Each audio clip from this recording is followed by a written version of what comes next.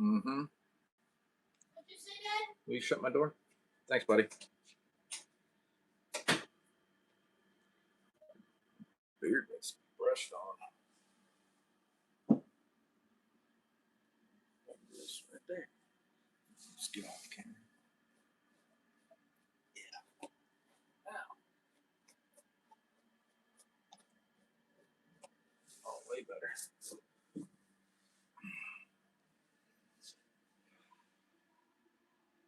Yeah, buddy. Well, yeah, it's gonna get weird tonight for sure. Mm-hmm. Let's see something here.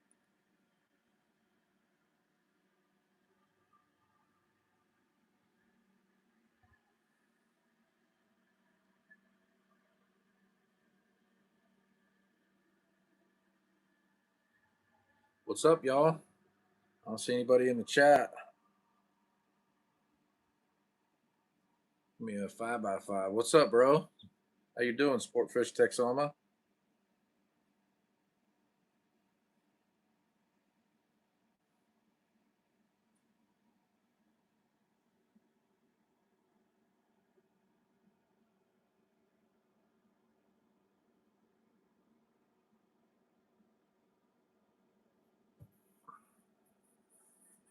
Woo! Yeah, it's gonna go down tonight. Let's see. I have to turn this so the missus can get on it. There we go. Just like that. She got enough room there. Sweet. Shalom, brother. Yeah, man. It's gonna be a good one tonight. I got a feeling. Yeah, got a feeling for sure. I'll wait for more people to get on here, and then I'll give everybody a report and update on the current status of everything. Obviously, I'm home. What's up, Silver Crane? Brian Barnes. James, what's up? Shabbat Shalom, almost. Ain't quite dark outside, but close. Saucin, what's up, sis? Yeah, right? Yeah, it's been a week. It's been a week on all kinds of forms. Mm-hmm. Got to text. I had to text Miss Rib because I went out to grab my Bible and then got sidetracked and left it out. So she has to grab it for me real quick. Oh boy.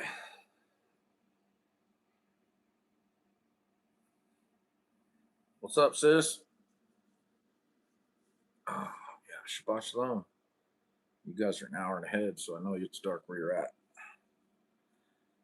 Oh, thanks, Brian. Let me just pin that one. Yep.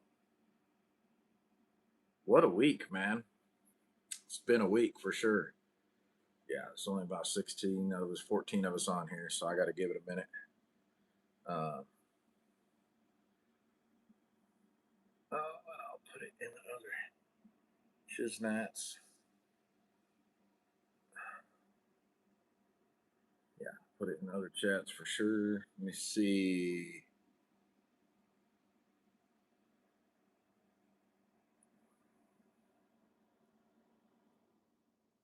Where's the one I want to put it in? There it is.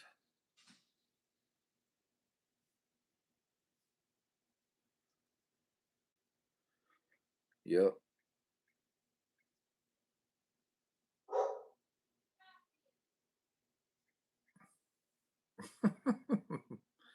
My brain is not firing on all cylinders right now. Oh, I think my camera's a little dirty too. Dude, my vision is going terrible, guys. Yeah, it's going bad. There we go. I'll get it right out there. She's probably going to have to get in that camera a little bit better. There we go. Thanks. The hat's no, it's backwards, but it says Fisher of Men. Looks like a Bass Pro Shop hat. That's why I got it. And then I was like, yeah, I want that. And I realized what it was, and then I wanted it even more.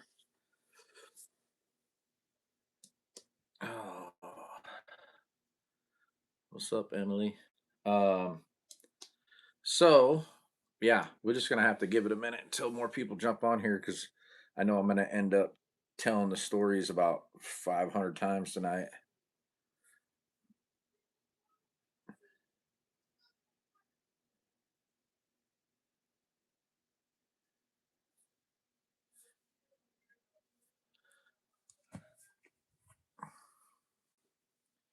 Yeah, I can disable all that. Um, but I don't use a computer. I just use my phone, and it's a pain in the ass to turn it on and off. And since I never know when I'm going live, I just pin it in there, James. So, and it gives us something to springboard off of if somebody starts to do it. Yeah, very little ever I ever get paid out of YouTube. I mean, I think a whole year it was like $300. So it's not really a big thing.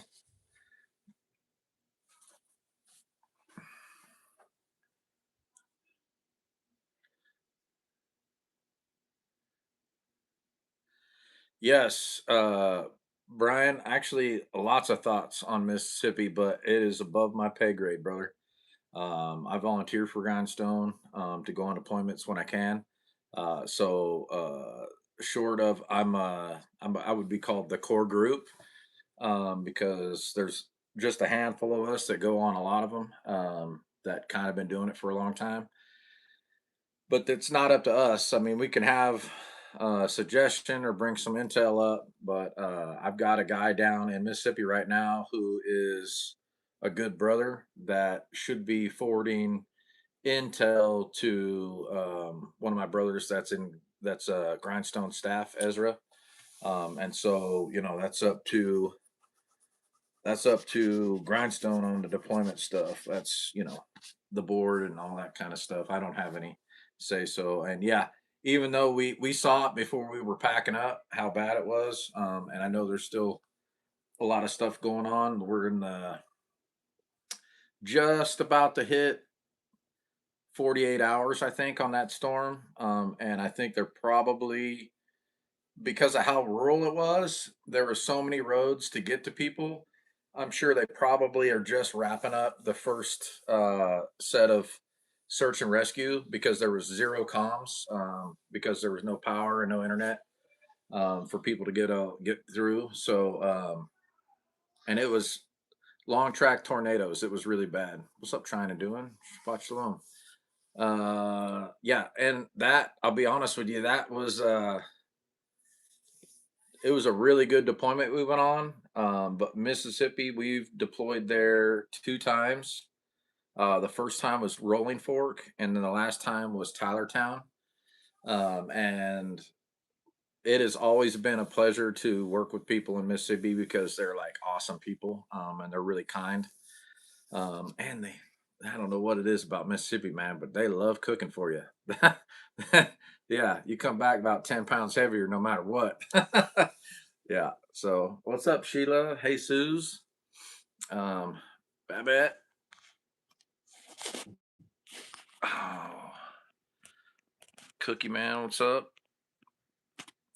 Yeah. So it's been it's been pretty special this deployment though because we got to witness to a few people. I got to witness to a pastor at the church that they gave us a place to lay our head at night um, out of the weather, which was super cool. And I know that he looks a little deeper and at some other angles, and I got an opportunity to kind of witness to him about who we are as a people, right? And so, who we are as a people, if you believe in Jesus, you're grafted into Israel, right? And there's plenty of scripture that really plainly show the context of that, without having to read between the lines and be like a brain surgeon. You just got to know where the addresses are and know how they fit together, because they truly do fit together simply, right? Um, let's see. Yeah, yeah, and I'm pretty. I try to do even if I'm on deployment. I try to do the lives no matter what. Thanks, babe. I'm hot mess. And I'll give you guys Fine. a little bit of testimony on that. Yes, this is what I'm reaching for. This is Got it. yours or mine? That's yours. But we got about 31 people on here now, so I'll give the testimony really quick. So trying and doing. You guys heard about the fundraiser we were doing for her. I think altogether we've got pretty close to $5,000 collected in donations. And we're still trying to find something that's suitable for her. Which has been a lot of work, trying to find something because I'm really picky.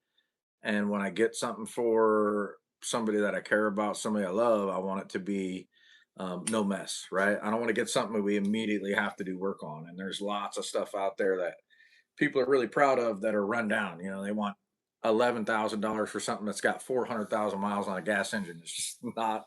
It's not a thing. Anyhow, what happened is we went on this deployment, and I didn't get to witness to a lot of people. I had a couple slip through the cracks on me.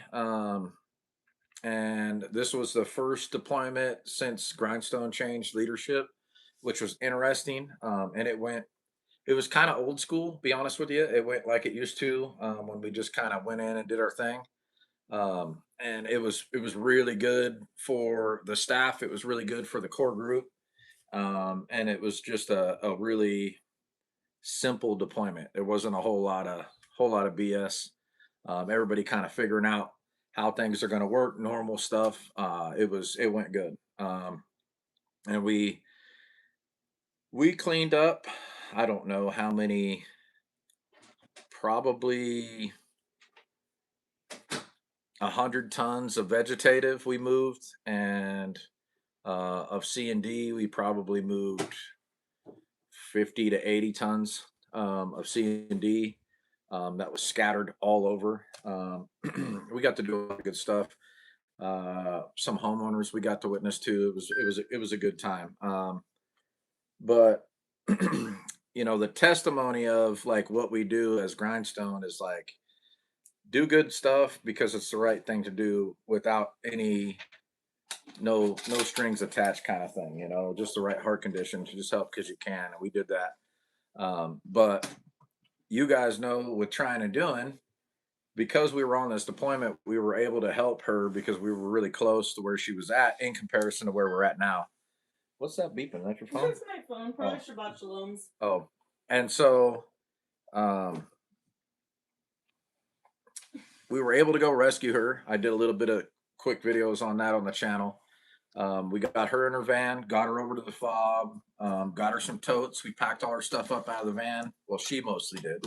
And then we shuffled that into one of the trailers that was empty when we started to leave and packed everything up. We got it back here.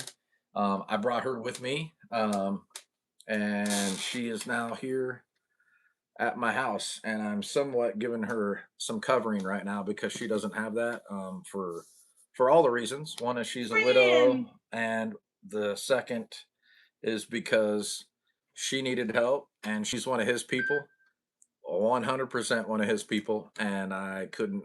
She doesn't just seem like one to accept help easily, though. Yeah, So I'm pretty sure Jody forced her to accept help. I couldn't leave her out there, and just be like, well, you got yourself into that mess figured out. I just can't. I Well, couldn't there's do that it. verse that says like if you tell somebody go be filled, but you don't like give them any food, Yeah, and it's like, oh, you know what? You have a need that we can actually help Yeah, with. We yeah. can't necessarily help with like money or friggin' equipment. There's things that we can't help with, but like safe place to be and some warm food, yeah. like we can totally help with that. So anyhow, we got her back here.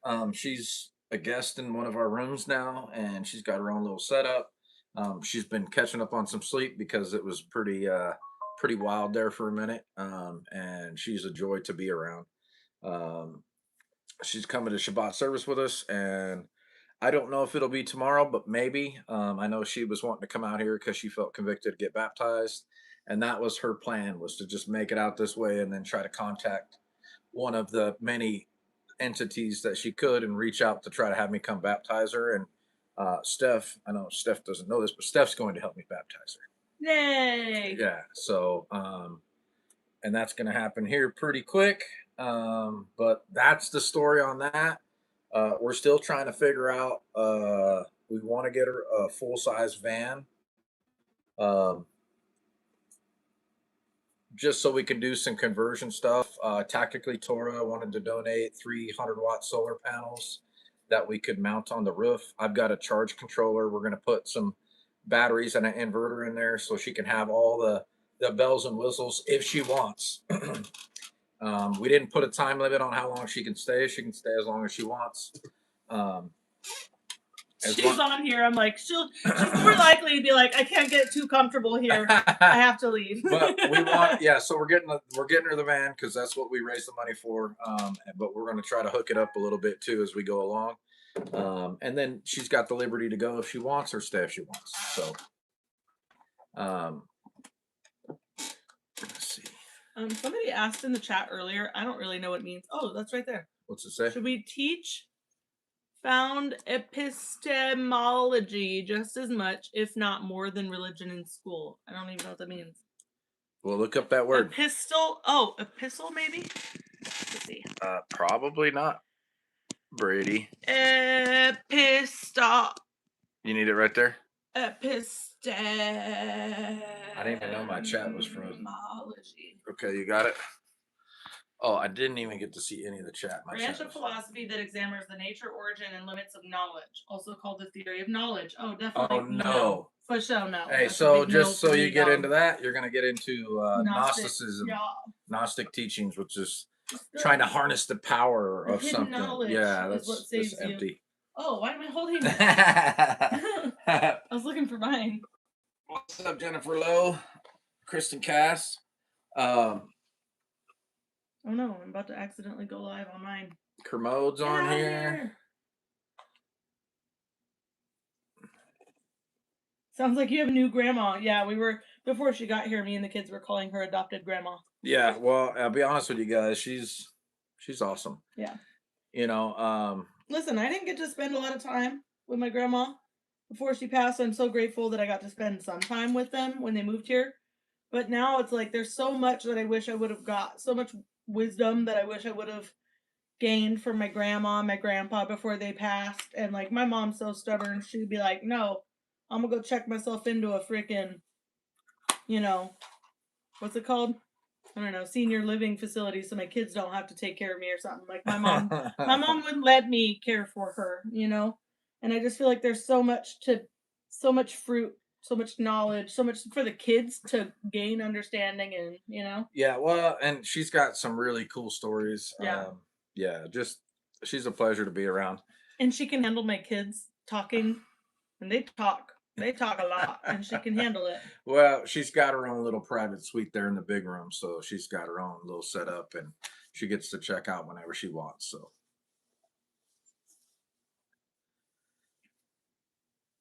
I call them vicarious grandmas. I never had a grandma. That's right. Yeah, I had an awesome grandma. My grandma was the bee's knees.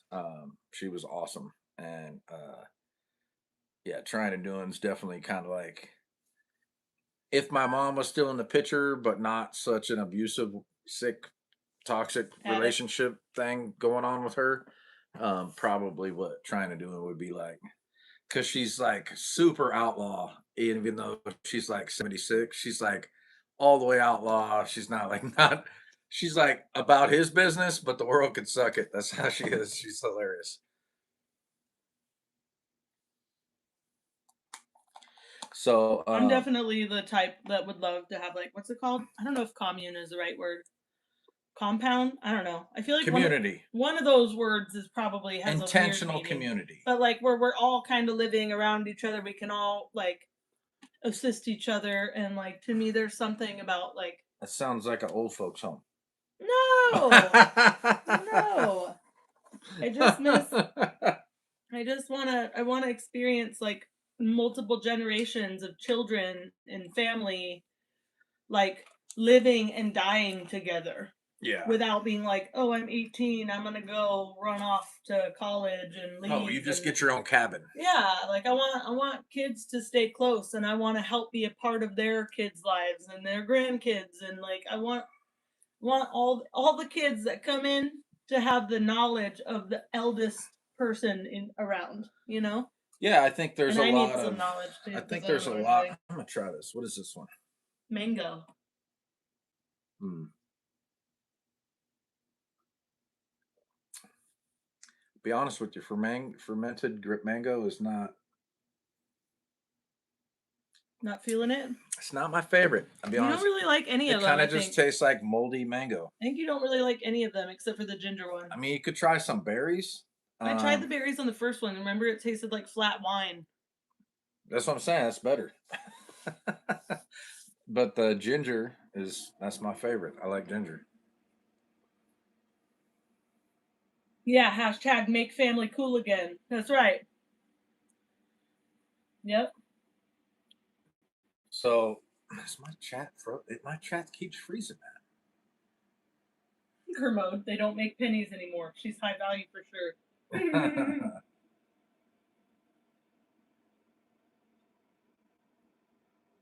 Behringer One's on here. Hey, what's up, brother?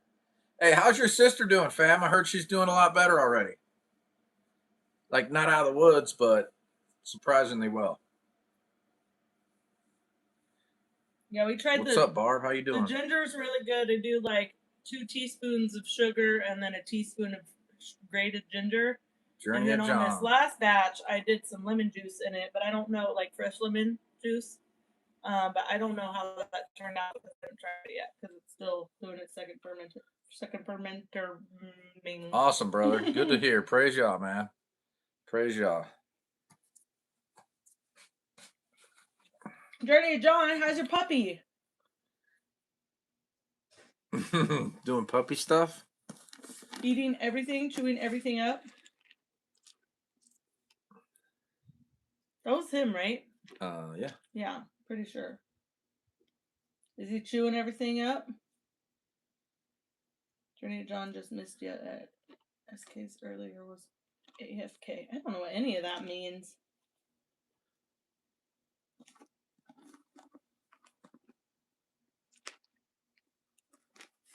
He's getting really big. Nice.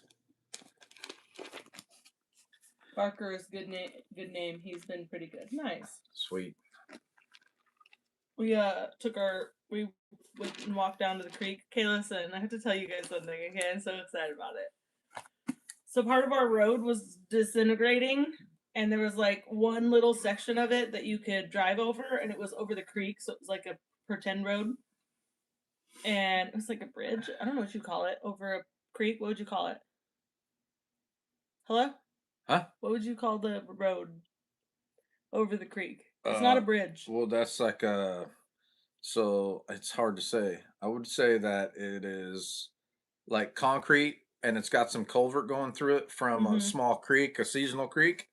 But when it gets to ripping through there, the whole concrete that's about, I don't know, probably 80 feet long, the whole thing's covered in water. And it washes out where the dirt meets the concrete. And Steph spent all week Hold on, I'm gonna show you jangoing, a picture. doing Tetris with rocks, trying to fill in the big dip. It's been so much fun. And Where's my other phone? since she did all that work, somebody came with a bunch of SB2, some I don't know, babe. Hello? It was beeping. Underneath your Bible? Yep. There it is. I'm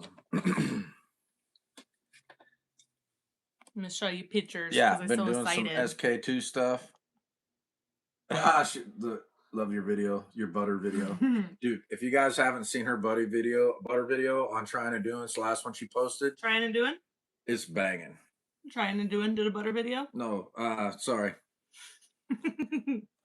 She did not. Loud Presence did. Loud Presence, that's what I meant. Sorry, man. My brain is fried. He's got her on the brain. So listen, I started just like filling the crack in the huge dip in the road with rocks. Like I was walking up and down the road trying And to how find big rocks. are those rocks? Some of them are huge. Some of them, like, you can't even see the size of those ones there. Those are the biggest ones. I tried to use them as a It block. doesn't You look like can't any. It looks like tell from sand or here. gravel in the picture. But that's what it looked like after a couple days of me being out there filling the holes with rocks. And then somebody came. And then somebody came out with gravel.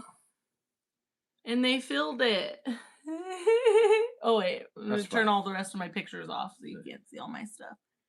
Yeah, it's really awkward to hold it like that. So now it's all complete. You like that hoodie, huh? That's my hoodie. She always takes my stuff. What's up, sober party? I just can't tell whose stuff Tristan, is what anymore. what's up, bro? Shabbat shalom. To become one flesh. I can't tell what's what. I actually don't know because it's in the freezer. The butter's still in the freezer. I haven't used it yet. I just have it. I have like a backup. If I pull the one out of the freezer, then I need to make another one for the freezer because I hate when I'm cooking and then all of a sudden we have no butter. So I don't know, but typically, I mean, I've been just kind of like adding salt in by eye, and I would say by eye it looked fine. I haven't tasted it yet, but I think it wouldn't be noticeable really, because the other option that we have is store-bought unsalted butter, which I don't really like. So some salt will be better than no salt. Make ghee. I have a video that I'm editing of kombucha. It was a hot mess. I have a hot mess kombucha. Oh, all the thingamajiggers are cracking. Everything's happening. Yeah. All of the Shabbat shaloms. Yeah, for show. Okay, we can't be on our phones though, both of us.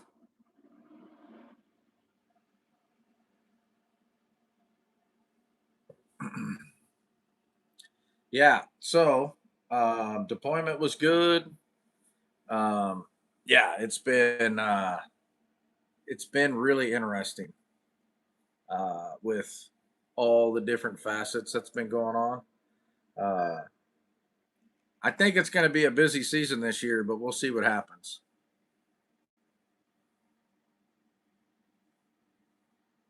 Boop boop doop. Okay.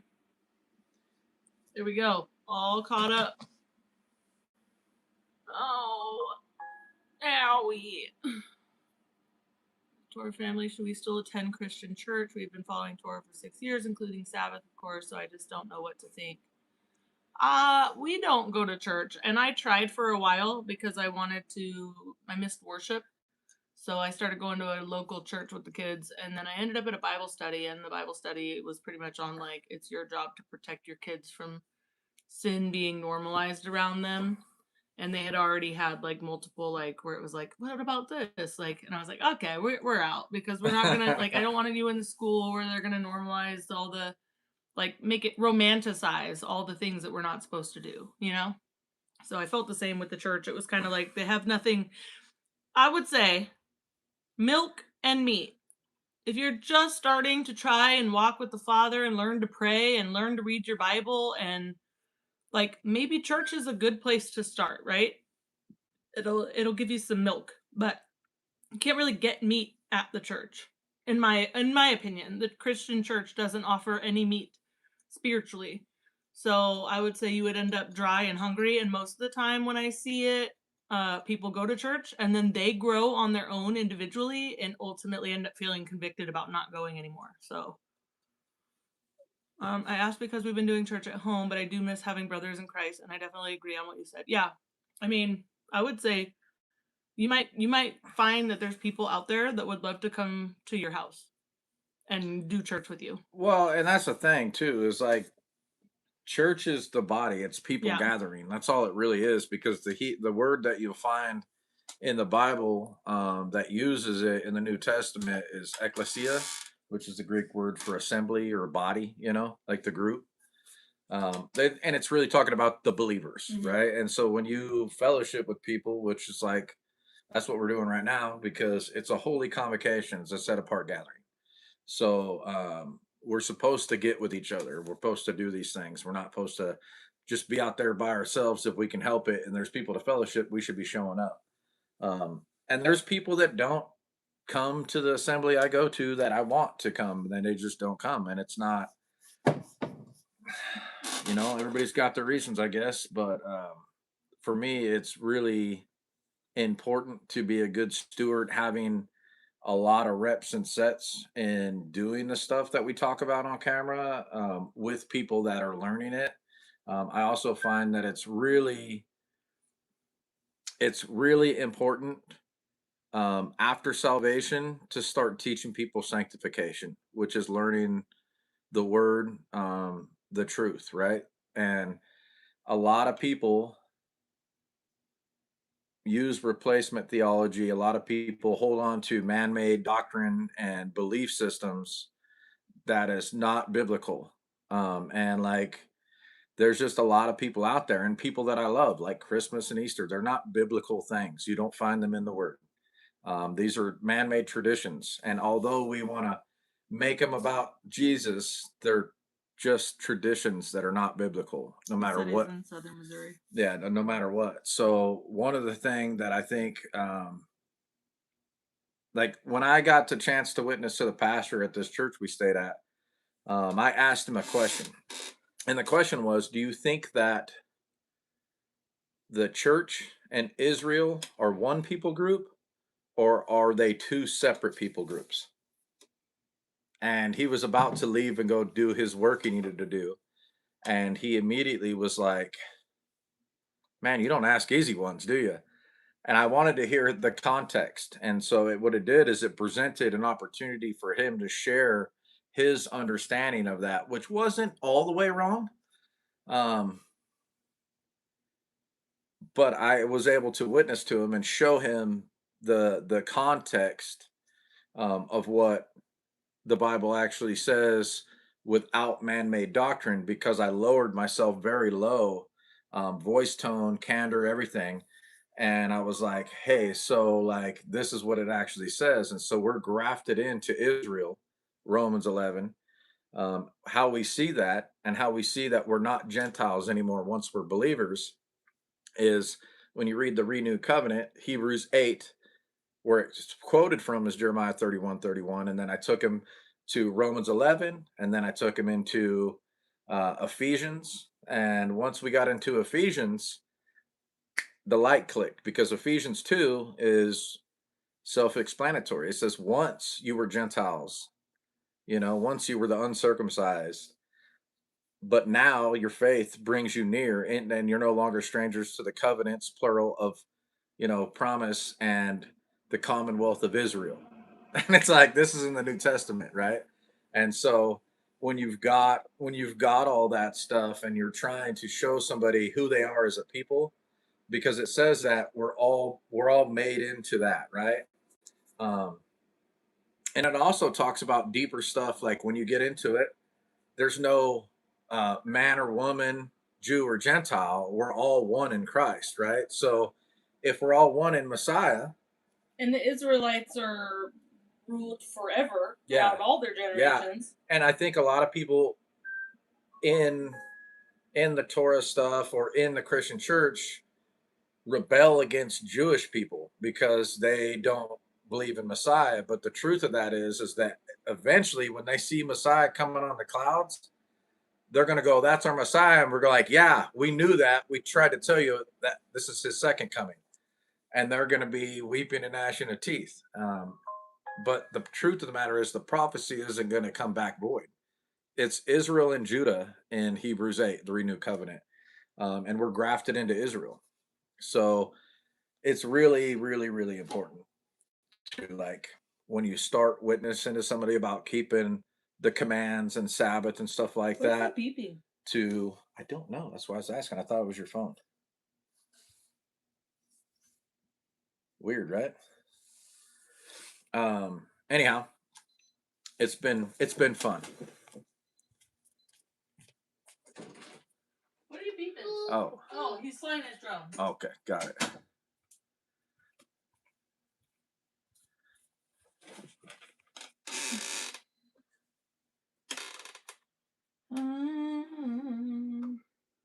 Ready for a new pandemic? Yeah, it's coming.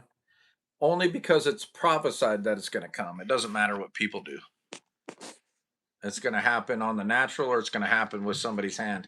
Either way, He crashed it. that's okay. And yes, Kim, I will be doing a video on the fresh milk flour sourdough starter. Can I read Also on the Matthew? bread and yogurt and all It's kinds too of crap. small. I already crashed it immediately. Okay, maybe don't fly it in the house Okay, then. just wait. You can fly it tomorrow. All right. So, what's up, Shannon? Hey, you got to shut my door. Also, I accidentally made an awesome loaf of fresh milk sourdough.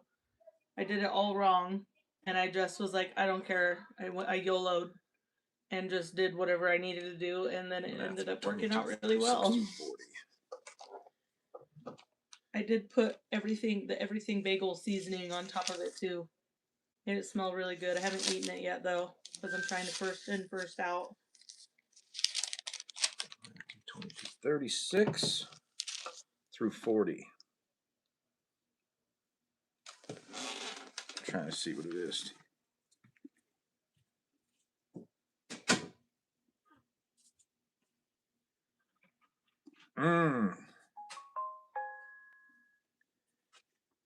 Yeah, let's read it, and then we're gonna break it down because this is really important. So you want to read 36 through 40 right here?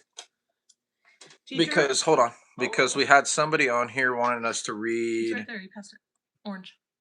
Okay, so Simon, a junior one, he says, "Can you read the Matthew 22, 36 through 40?" So we're gonna do that really quick. Hey, you got to go out live streaming, not right now. Go.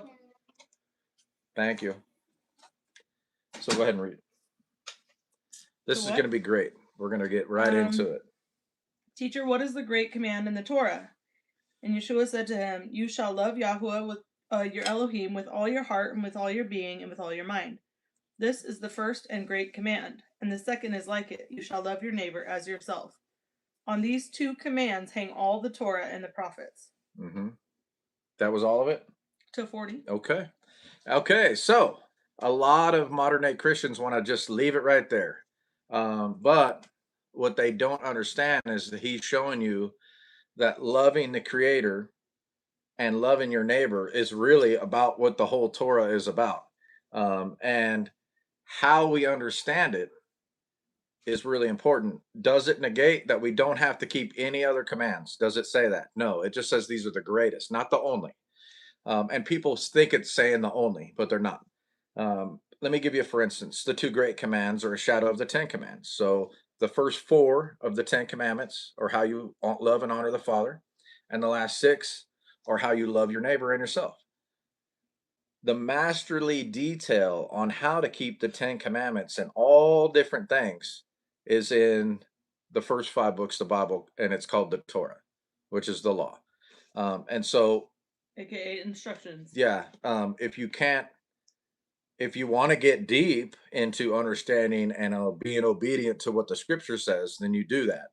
What you don't do is fall into Judaism, where you take man-made doctrine that says this is how you do it.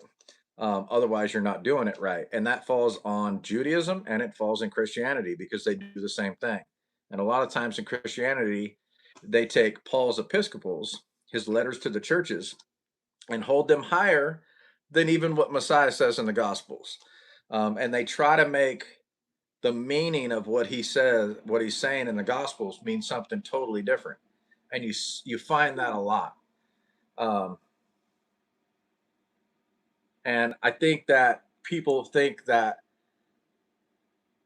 so any Bible, I like ESV or New American Standard. My one here is called Scriptures. It uses Hebrew phonics, so that it can get around copyright stuff. So it's actually a really good translation. I just want you to know really quick. It's a epistle. Epistles? Because an episcopal. Yeah, that's what I meant. Is of or relating to a bishop. Yeah, that's what I'm saying. Or involving church government by bishops. Epistle. Yeah, epistle. That's what I said. Yeah, 3 entry. Yeah. The entry plate. Yeah, I like what somebody said here. They're also the 2 hardest commands. because people would be like, "Oh, I'm doing this. Oh, I'm doing this," and most of the time when they were bragging, it was stuff that was all traditions that they were self-righteous in. It wasn't even the commands like of the Father. But what they would always miss is loving your neighbor and loving the Father, right? It was always like, it was just, it's the same, like, oh, I do this, so I'm good. Modern day Christianity and Judaism are very similar. For sure. Very similar in the error that you do it this way and not this way, versus just reading the entirety of the word, because the Old Testament and the New Testament mesh together by prophecy, and that's how it works. I just get this Until back. you have the you put aside the commands of God and hold true traditions of men. Yep. And people don't even realize that a lot of the stuff that's being taught are man-made traditions. They really think it's scripture. And there's so many times as a believer that I ended up being like, where's this in the Bible? It's like, oh, it's not in there. I'm like, what do you mean? Yeah. Why are we doing this? And well, and then they give you a couple little verses that kind of make sense. And it's like, right, yes, Jesus was born, but it doesn't say when, and it doesn't tell us to celebrate it, right? Find Galatians and see what was nailed to the cross. Colossians? Colossians. No. Yeah, I think it's can't Colossians remember. or Galatians. One of the two. I don't know, it's sitting there somewhere. Somebody's probably going to put it. Nailed to the cross. I'm gonna Google it. Because if we blue letter Bible that really quick, what we're going to see is that it's not quite what we think. It said it wasn't. Somebody said the Torah wasn't nailed to the cross. Yeah, I know. And I just feel like there's probably people watching that aren't sure, but if we read it, it'll help. Yeah, Colossians 2:14. Especially if you get the address. Colossians 2:14. What's up, Angela? I don't know where it is. Hello? Have you guys heard the Bible, the books of the Bible rap? Colossians. Hello? Here we go. 2:14.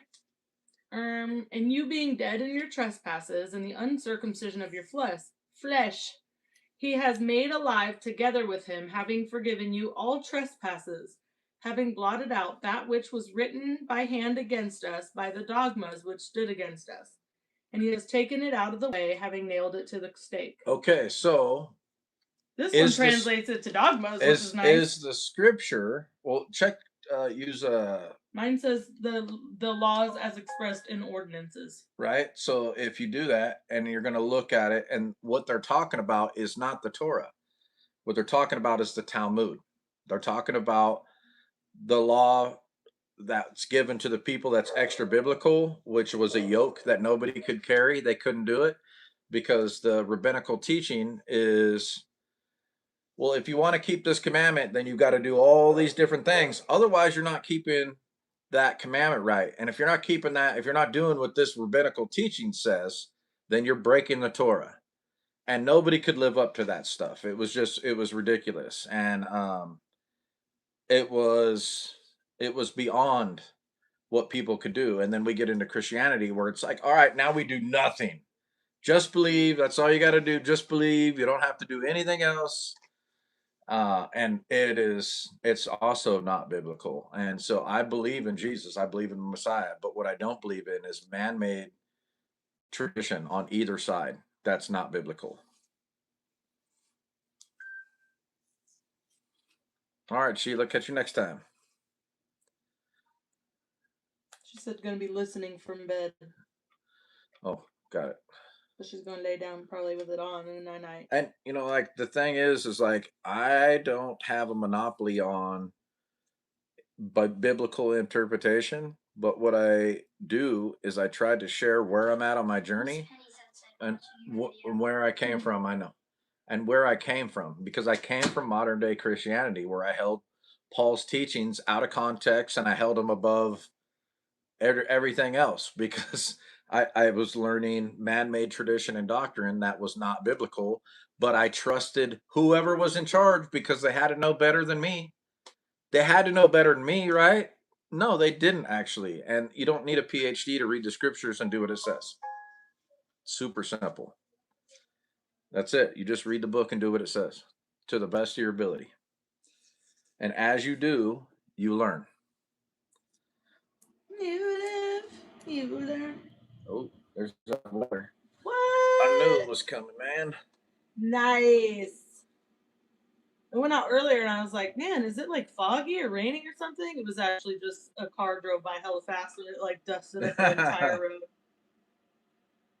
What's the radar say? Hold on, let me go look at radar. Let me go radar it. We gonna get some weather.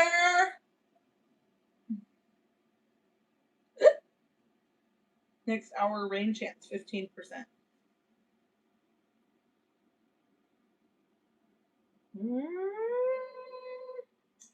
I think that's lies. Yeah. Yeah, it's right there. It's right there, buddy. Ready? Hold on. It's behind it. Blink. It's estimating that it's going to schmelt, but we'll see what happens. Melting. We're just gonna sit on the live while we're on our phones, okay? We're gonna visit together. The Promised Land Farm says they're watching it roll in. Nice. I love that. I'm gonna I watch can't it even on. imagine how that would look from there. The I bet you it'd be weather-wise so app. freaking awesome to watch. I'm gonna watch it on the WeatherWise app. Oh, That's there rain. it is. That's rain. It's raining now. Yeah. 15% in my butt.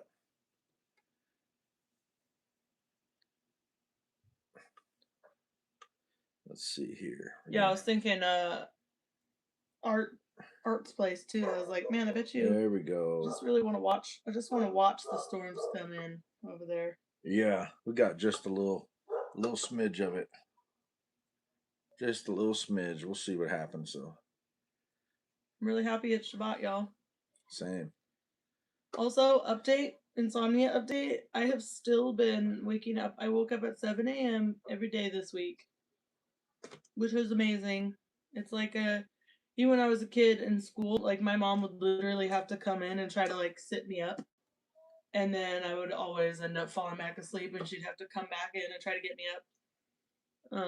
Because sleep had always been such a major issue for me. So the fact that I am consistently up at 7 and there's no physical deficits? I don't know if that's the right word, but I'm not suffering physically or mentally is freaking amazing.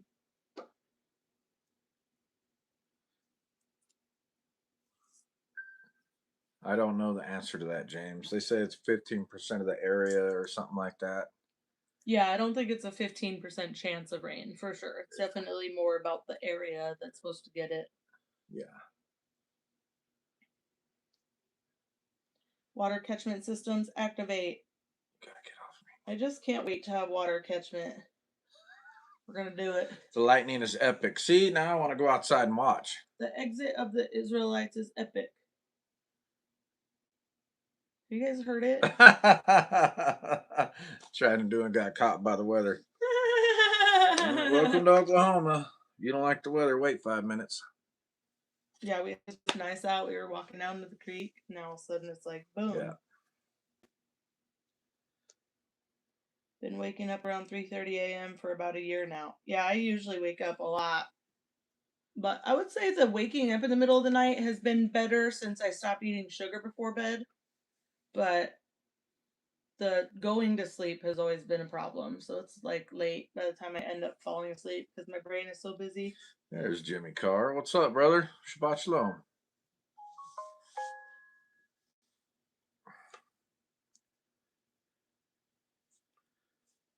Jimmy, I use the freeze dryer. I go to work 5 and up by 4. Yeah. If I had those hours, I would probably be more likely to just stay up until then. Like, I'll just stay up that late. I wouldn't be able to wake up that early. We'll see if we get a little piece of that stuff. I mean, maybe now. Maybe now I could.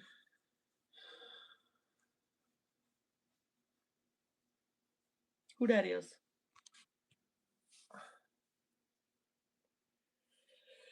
Oh my gosh.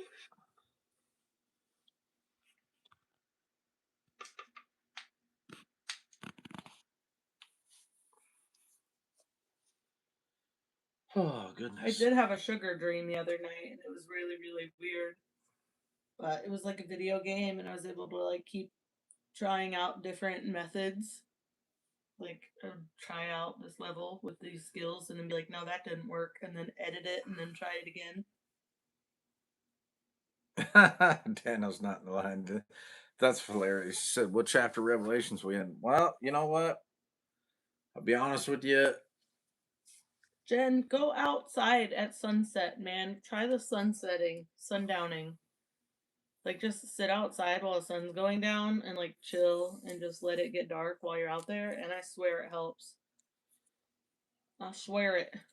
You don't have to swear. Just let your yes be yes. Word. And it's very effective in consistency. Like it's very consistent is what I'm saying, because I have tried like one night where I didn't go out and do it and was like, oh well, I've been sleeping good, it'll be fine, and then I'll still be like up. And then every single night that I go out and watch the sunset, I am able to go to sleep. Like I watch the sunset, come in, friggin' shut the blinds, shut the house down, get the coffee set up, get my teeth done, and go lay in my bed, and then I'm just ready to sleep. Says you've changed your platform since I've watched you a few years ago. How so?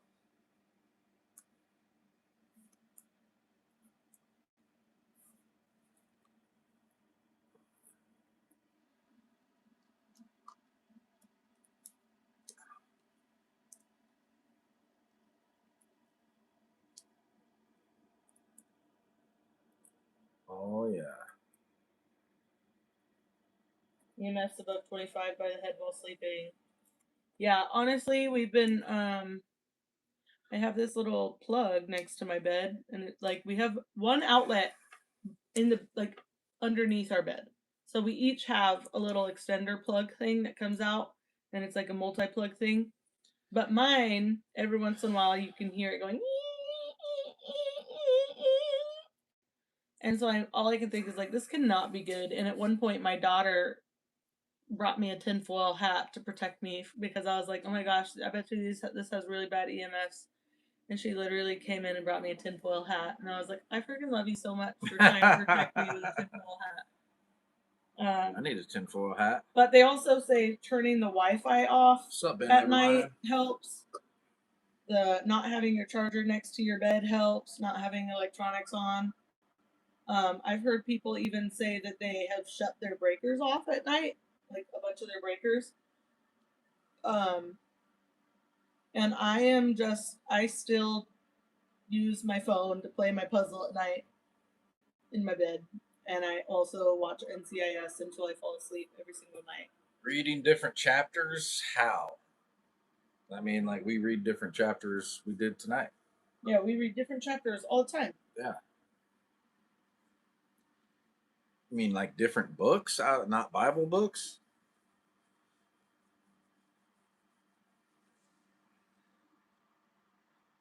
Whoopi, what's up, bro? Shabbat shalom.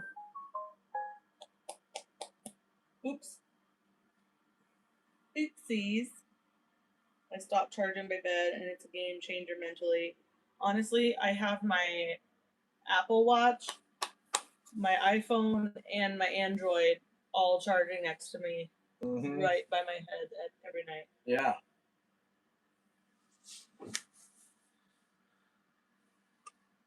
Mrs. Wilby's on here too.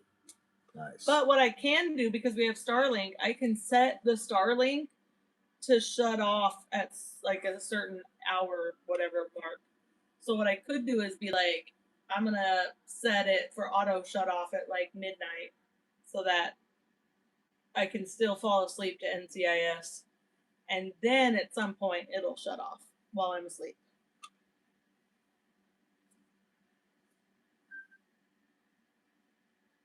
What's that beeping? My phone is Signal. Oh. Yeah, she sure did. She made me a little EMF helmet for sure, for sure. So to you. I actually, who was it? Oh, Rachel. Rachel sent me this picture. Let me see if I can find it. It cracked me up.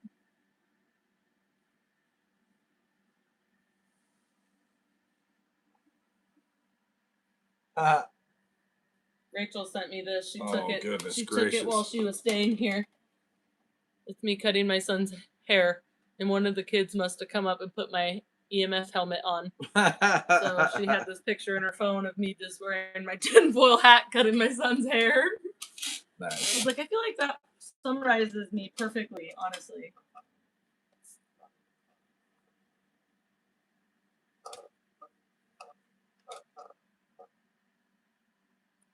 Yeah, Starlink's been a game changer out here. I'll be honest with you, if I could afford the mini, the mobile, I'd like to have one of those too, because super useful when you're doing deployment stuff.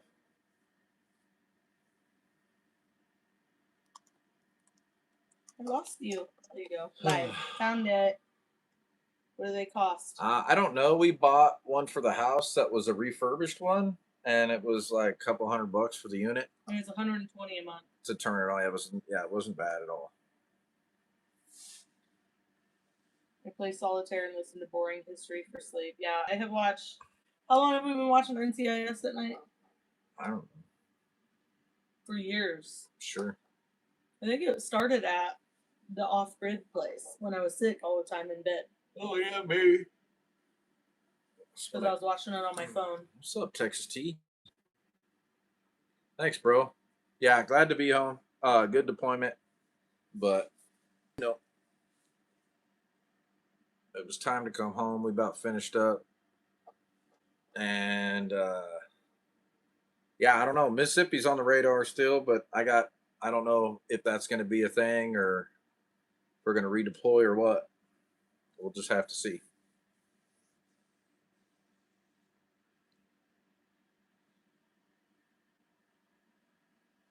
The tinfoil hat did not have the pointy top, for sure. It instead was molded like a baseball cap, and it had like a little bill. I think she made it more like a cowboy hat or something, but one of the ends smushed, so then I turned it the other way and I just shaped it like a little baseball cap.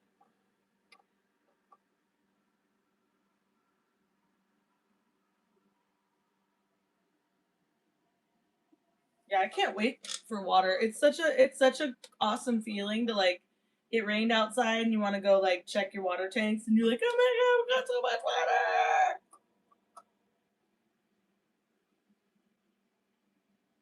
I think this is going to be our get down here. What is that? That's Dud made that for us. Yeah, I know it's going to be backwards, but you guys can get a little taste. That's going to be base camp Homestead. Yeah, they're called it a drug rug too.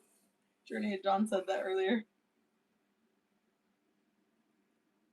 What actually happened is that I'm wearing a dress under this, but he was really upset about one of the stains on it. He wasn't upset.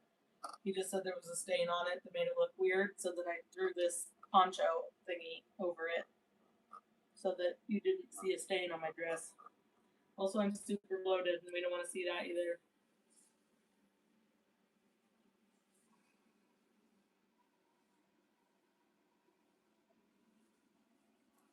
Listen.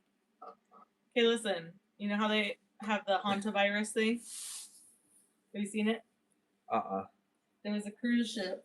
Oh, yeah. And then somebody got some kind of virus. In wherever. Yeah. This is the virus that I have the OCD tendencies about. It's the one that you get from mice and rat poo in the air. We ain't got it yet. I have regularly been like, oh my gosh, my chest is burning and I'm coughing and I don't know why. I think I have hantavirus. And one day he's like, and I have to like. I'm immune to it because I work with mouse poo on remodels all the time. I have to literally like try to talk myself down where it's like, how many times does this happen? Okay, but somebody does. I bet you their house is disgusting. And sometimes I have to like phone a friend and like just help that like them talk me down from it. And then I realized shortly after that I was hotboxing bleach, which is why my lungs were burning so much. But now the hantavirus thing is going around. And the last time I was like, babe, I think I have hantavirus. And he's like, why? I'm like, because my chest is burning. I feel like I have bronchitis. It's not a new and virus. He's like, Oh, well, also tuberculosis is going around or something too. And I'm like, you can't tell me that. Have you guys ever had a TB test, tuberculosis test? It's funny because they basically poke you with a needle and put it in your skin. And if you have, I don't know if you have, it swells up like a knot. And if you have an adverse reaction and it doesn't do that, or you get hives, or it doesn't do anything, then you pretty much got TB. Anytime you go to do a couple more than just a day or two in county, they give you a TB test. Not everywhere, I'm sure, but at least the place I've been. There's Glenn. What's up, brother?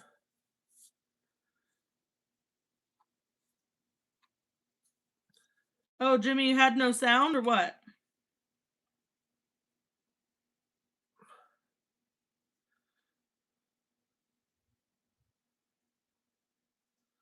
Was that a long time ago? If you don't have any sound, you just gotta exit out and restart it. Pretty sure we're still 5x5. Jay. Right on, brother. There's Heather. What's up, sis? Shabbat shalom. Lindsay, hey. What are we reading I about love tonight? that you still remember the kid in 3rd grade named Gilbert who had TB all the time. That's my dad's name. What are we reading tonight?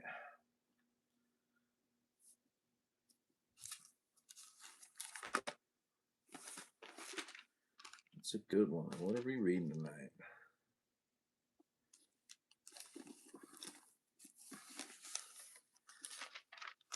I opened up to Luke earlier. Have you guys heard the Books of the Bible rap? I really want to play it, but I don't know if it's going to get copyright. It probably will get copyright. But it's such a good song. So you should look it up. It has a green background and a guy standing at a microphone. Just look up. He's Dutch. You should look up Books of the Bible rap. It's really fun. My kids have had me play it on repeat over and over and over. Are you guys Dutch?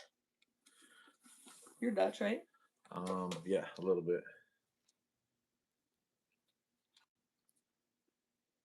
I'm not Dutch. I think I'm Greek.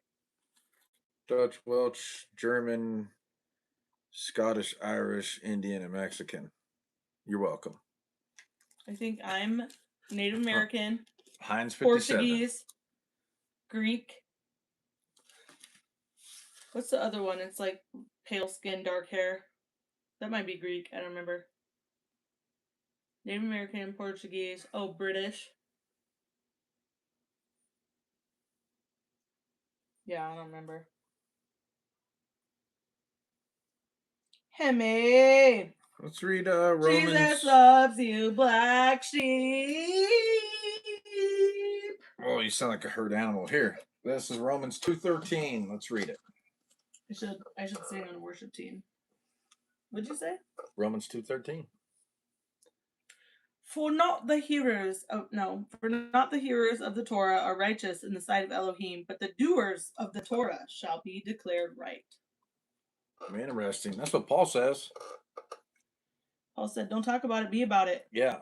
He says, not the hearers of the law, but the doers of the law. That shall be declared right.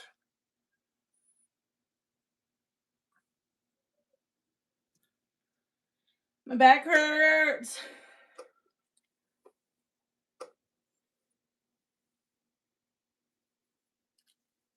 My back hurts into my butt cheek.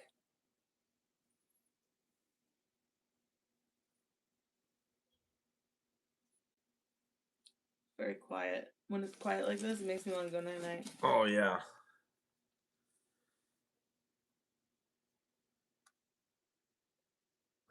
Let's read Romans 11. I love it. If I read something from Jubilees really quick. Do it. Do it. Just hold your horses, okay? Let's read it.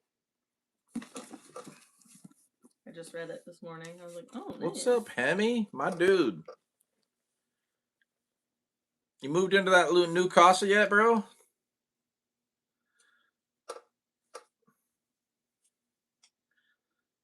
It's so good to have Heather and Hemi back on here, man. I miss them guys.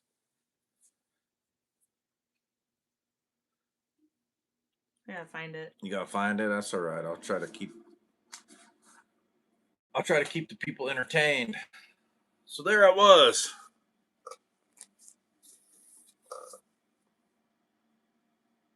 Nice. That's awesome, bro.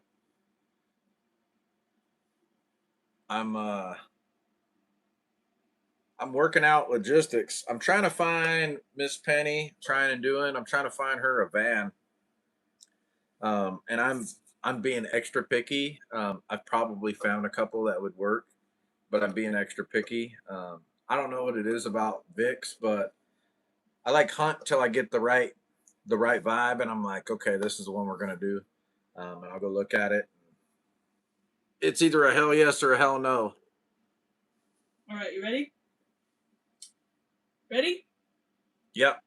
And do you write for yourself all these words which I declare to you this day? For I know their rebellion and their stiff neck, before I bring them into the land of which I swore to their fathers, to Abraham and to Isaac and to Jacob, saying, unto your seed will I give the land flowing with milk and honey. And they will eat and be satisfied, and they will turn to strange gods, to gods which cannot deliver them from out of their tribulation. And this witness shall be heard for a witness against them. For they will forget all my commandments, even all that I command them, and they will walk after the Gentiles, and after their uncleanness, and after their shame, and will serve their gods. And these will prove unto them an offense, and a tribulation, and an affliction, and a snare. Many will perish, and they will be taken captive, and will fall into the hands of the enemy, because they have forsaken my ordinances and my commandments, and the festivals of my covenant, and my Sabbaths, and my holy place, which I have set apart for myself in their midst, and my tabernacle, my sanctuary, which I have set apart for myself in the midst of the land, that I should set my name upon it, and it should dwell there.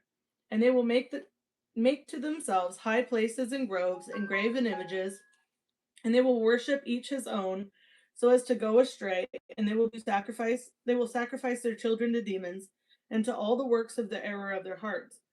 And I will send witnesses unto them, that I may witness against them, but they will not hear.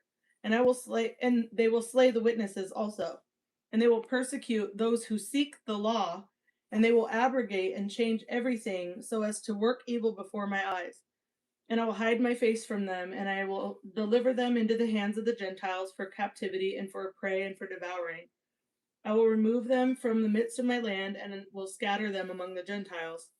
And they will forget all my law and all my commandments and all my judgments, and will go astray as to the new moons and Sabbaths and festivals and jubilees and ordinances. After this, they will turn to me from among the Gentiles with all their heart, with all their soul, and with all their strength, and I will gather them from among all the Gentiles. And they will seek me, so that I will be found of them, when they seek me with all their heart and with all their soul. And I will disclose to them abounding peace and righteousness, and I shall remove them the plant of uprightness with all my heart and with all my soul. And they will be for a blessing and not for a curse, and they will be the head and not the tail. I will build my sanctuary in their midst, and I will dwell with them, and I shall be their God, and they will be my people in truth and righteousness. I will not forsake them nor fail them, for I am the Lord their God. Man, what an awesome right? prophecy, man. Isn't that awesome? And this is out of the This Apocrypha. is the Book of Jubilees. This is from the Apocrypha. I like it. Extra biblical, non-canonical, whatever. It says the same stuff in the Torah, so though, good, though, and in the prophets. The way that one was worded was just yeah, it's really good. It was nice. Let's see what Hemi said. He said police Vic. No, she needs she's trying to do van life. So she needs like a van that can be set up for like glamping and travel. That's nomad lifestyle. Yeah, nomad is what she calls it, which I think is excellent because it's really kind of fits her outlaw style. And so tactically Torah said he was going to donate. He's got 300-watt solar panels we're going to stick on the top, and I want to get her a couple of batteries and an inverter and charge controller. I have a charge controller already. I just need to get her an inverter. What's So the one she we can have use a on the camper? no, because that's set up for 48 volt. Hmm. And that's I don't have it's going to take 4 lithium batteries, and Yeah. if we've got enough, I'd like to get her 2, so 24 volt maybe to do, because it'll be really more efficient than 12 volt for sure.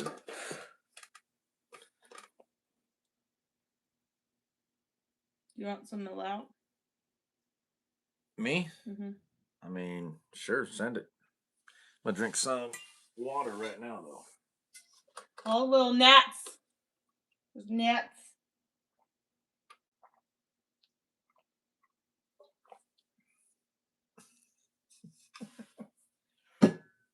Was that loud? I didn't hear it. Were Sweet. you gulping? I was. I almost slurped for you. What? Love you, Wub.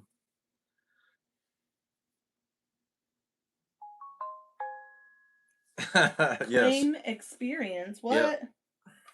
Claiming watching time experience points helps you stand out in the public leaderboard that shows the top bands on a live stream. You'll be able to claim more experience XP as you continue to engage. Claim. I'm so XP'd. Yeah. Start slamming. I'm gonna Start commenting like crazy. Durka. Yeah. So we fundraised. I think we're close to $5,000 right now altogether. And there's some really cool conversion vans, but they're closer to 8. So Ooh, 25 points. we're gonna have to see what y'all comes up with, because I trust him, and it's gonna be good. Plus, we gotta have enough to do the stuff on the inside, because if it's like a cargo van, which is probably what we'll end up with, we got to throw some carpet in there to keep it quieter, and do some upgrades, But you know what we kinda know hook is it up a that little Yah bit. does things on the perfect time, in the perfect way, the perfect place. And Yeah. so it's like we wait and we wait and we, as long as we learn not to force it, right? We don't Yeah. swim over anymore. Yep. If we wait, he will always provide the perfect What I'd thing like when to we need do it. is get her one of those in-dash stereos with the backup camera, because in those vans it's really hard to see behind you. I think it will be helpful. So there's like stuff like that I want to do.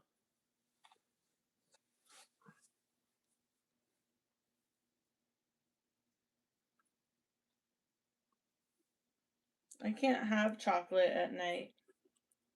Yep, that's right. Trying to doing. Oh, BT Dubs trying to doing's faith is so good. Yeah. While she was waiting, she was stranded for 4 or 5 days, I think. Um, Maybe even a week. I don't remember. And she was just not worried. She was just in faith, trusting the Father. And all she said for the first 48 hours of being at the fob with us was praise Yah. Yeah. Praise Yah. That was it. She was just super grateful. I love that.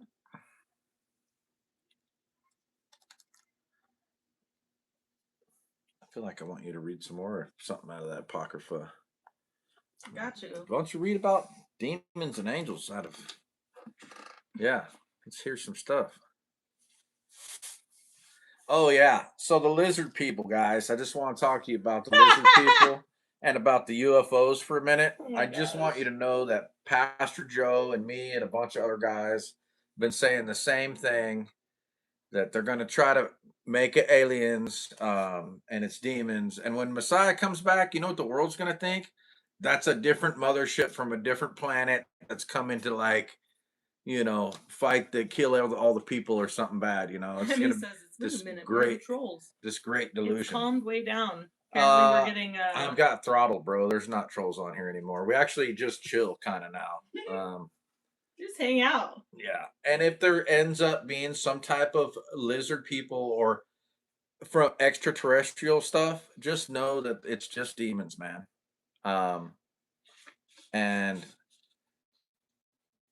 the more the BS on that side of evil and deception increases, the more discernment and the spirit moves on our side. So just pray for wisdom and discernment and know the schemes of the enemy. I can't read. You can't find it? Mm-mm. Not into it? No. All right. I need to mail it out. The problem is I'm Do it. actually tired. Oh! I'm tired, which is good, but not helpful here.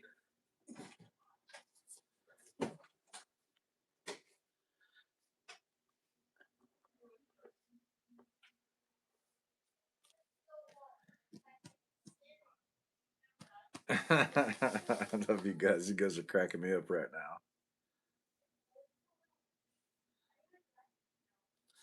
Yeah, AI is going to get off the hook too. That's another thing too is and I said this probably at least 6 months ago. There's been some YouTube channels where they've had AI generated voiceovers and videos that were copied and sent to people trying to get them to give money for stuff. If I'm ever asking for money, you better be able to verify. And there's lots of way to verify with mine. You know what I mean? Don't ever, if I message you privately or email you privately, you better ask on a live stream. Yeah, because I don't do that. So just be mindful that there's a lot of scams and hustles out there.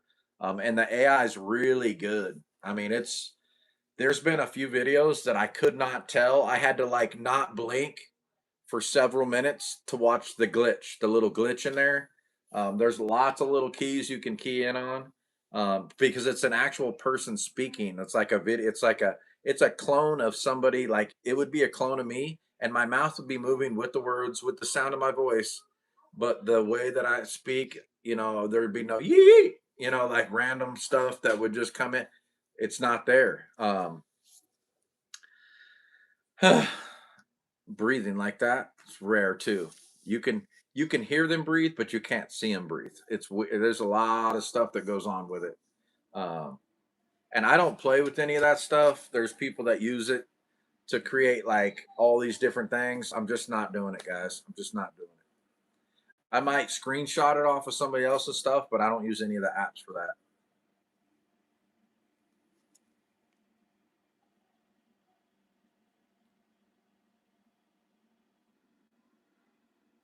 Right on, Sharp Tactical. Hey, Sharp Tactical, do I know you personally? Maybe I do, maybe I don't. Either way,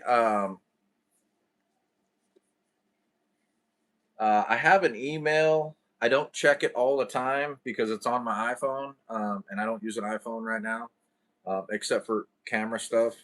So I don't really check it all the time because it only works if it's on Wi-Fi. But it's buckets and Bibles at iCloud.com. And yeah, it's an easy way to reach out to me. I don't. A lot of people don't have it, so I don't get too much junk stuff in there. So I usually can see them. It might take me a couple days to see it, but if you email me with a question or comment, prayer request, counseling, anything, whatever it is, blessing, you need help, you need somebody to hook you up with something or whatever, I got you. AKA Beef Bacon Mafia. Okay, you got my phone number, sweet.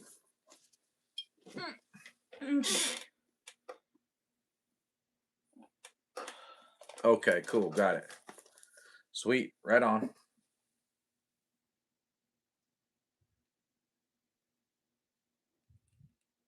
What is happening? I'm trying to look in the Sweet. chat now. There's so much weirdness. You probably got my own phone number, so you might have to get my new one. So email me, or if you know me, like you see me in person on Shabbat or something like that, hit me up. Yeah, just get my new number at Fellowship.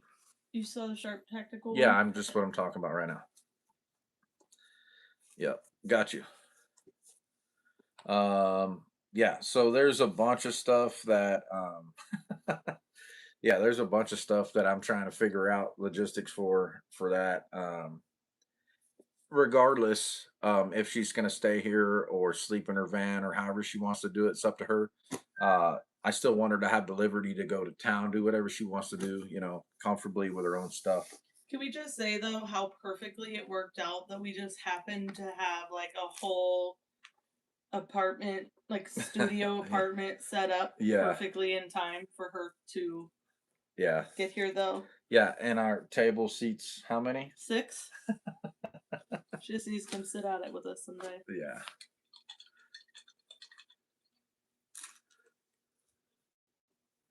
I love it. Stop changing, Vic says, stop changing your number. You're never dumping me. It wasn't our fault, man. We did our part.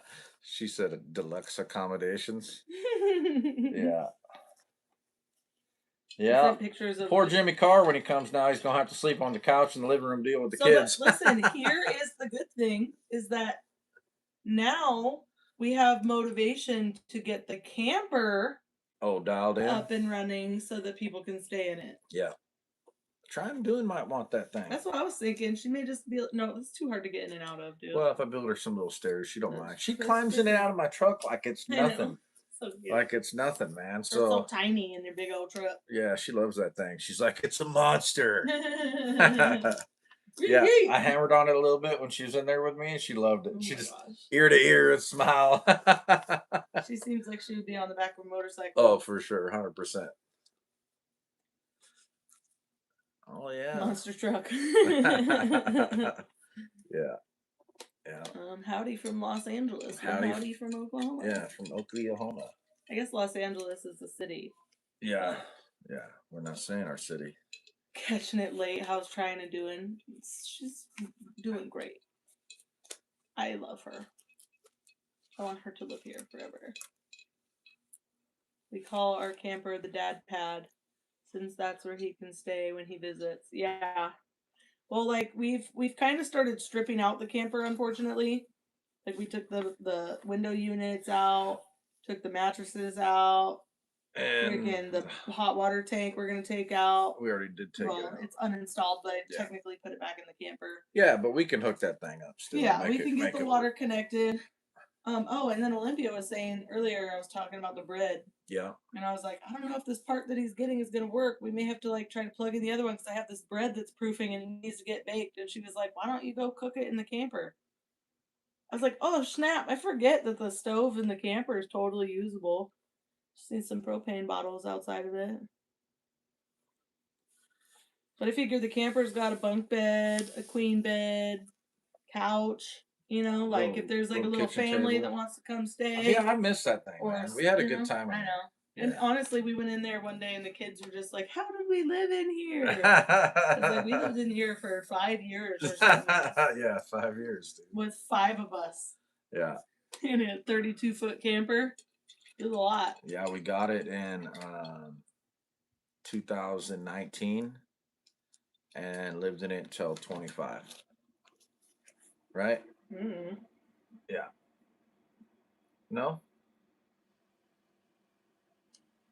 Wait, yeah. No? When did COVID happen? We were already in it by then. Yeah, we had already moved all the way through 25. Yeah, we so bought 5 it years. In Arkansas. Yeah. And then we moved to Oklahoma or Oregon. You know what's funny is I bought that thing and I never registered it ever. I just ran it. I got the title still in somebody else's name. Oh my gosh. Yeah.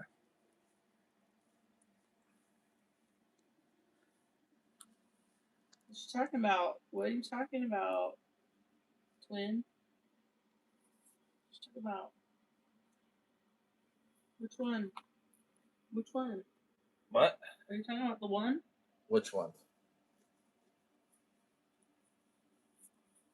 I don't know what you're talking about. What did I say? Not her, not you. Oh. I did 6 months with 5 of us and about lost my mind. Yeah. Honestly. Hey, listen, man. We were traveling, and it was like, if we were just in the same town, it would have been different. And also, when we started the camper life, the kids were all little. I think one of them was still in diapers. Josiah was in a playpen when we got the one camper, remember? He slept in a playpen and we folded the couch bed out in the one that didn't have the he bunks. might have just been out of diapers then. But he was little. He was like, what? When we left 3. He was 3, dude, when we got the camper. We left Oregon. Yeah, when we got the camper, he was only 3. And no, couldn't have been that because I had my nervous breakdown. Dude, Josiah About was a 3 year, when he right learned how to around ride a his- bike, and we were in the camper. Right, but right around his 1-year birthday was when I had my nervous breakdown. And then I found God. And it was shortly after that we sold everything. Yeah, but they were all in diapers then. Even Sammy, because you remember the videos out They front? were all naked. Everybody was naked all the time. Yeah. And now I'm like, I know how many weirdos are in the world. I'm like, oh my God, I can't believe I let my kids run around outside with no pants on, no underwear on. Well, I mean, they mostly had diapers on. They had underwear on. Mostly had diapers on. I like go back through all my pictures. What's up, Tuna? Little. I'm like, damn, everybody was just naked all the time. Right on. Got a good praise report. You in town, Tuna? Tuna. It was so long ago. I was in diapers. It's only been a couple of years since you was in diapers, huh? Like last time you had a baby? Okay. Oh, yeah. No. Hysterectomy. I don't think I had a diaper. I think I had a giant pad. Diaper. Totally different.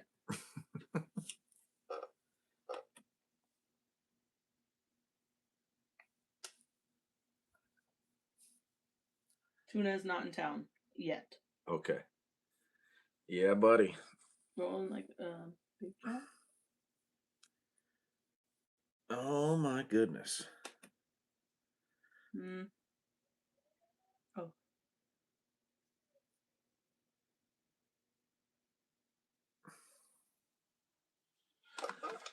Hemi's sending me Too something. much. Yeah, I don't have that much money, Hemi. It would be nice though. Yeah, it would be nice, but that's like Too outside much. of our budget by nearly $4,000.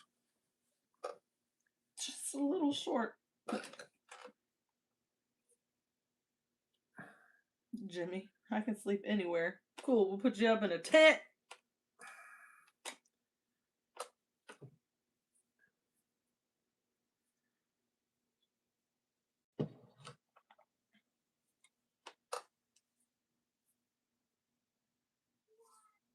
Yeah, I found lots of like awesome things. They're just not in our budget.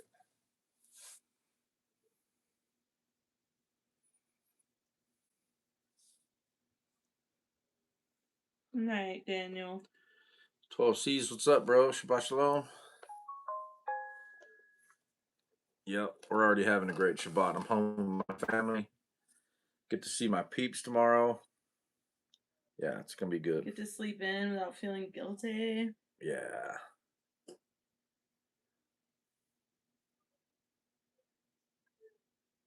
I'll have to check that out.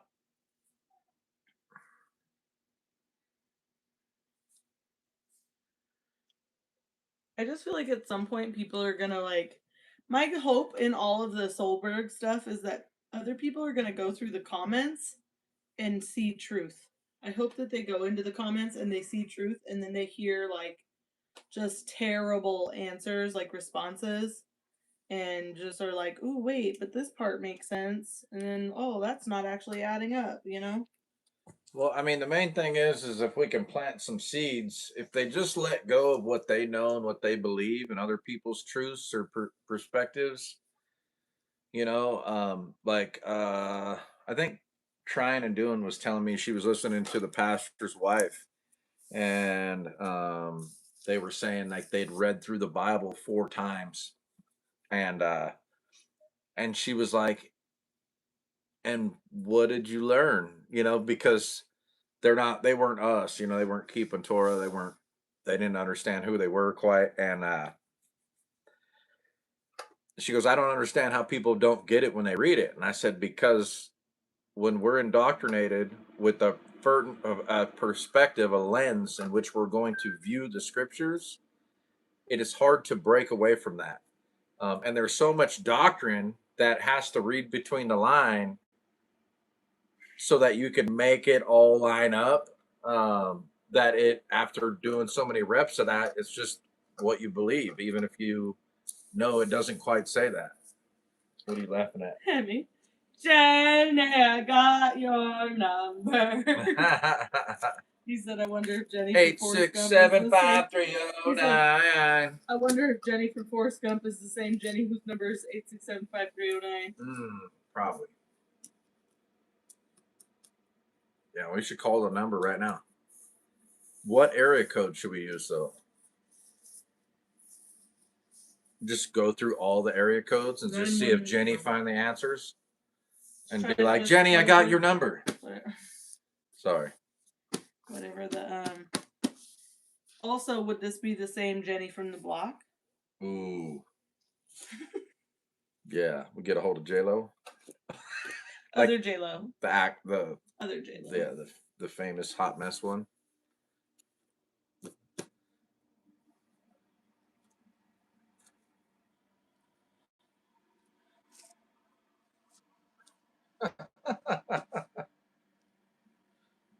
Oh no.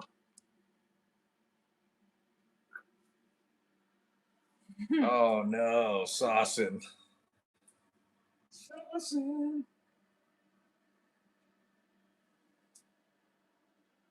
Redondo Beach. Nice. I'm from California, but not from a beach. From way up in the mountains. Way up there in old Trinity County.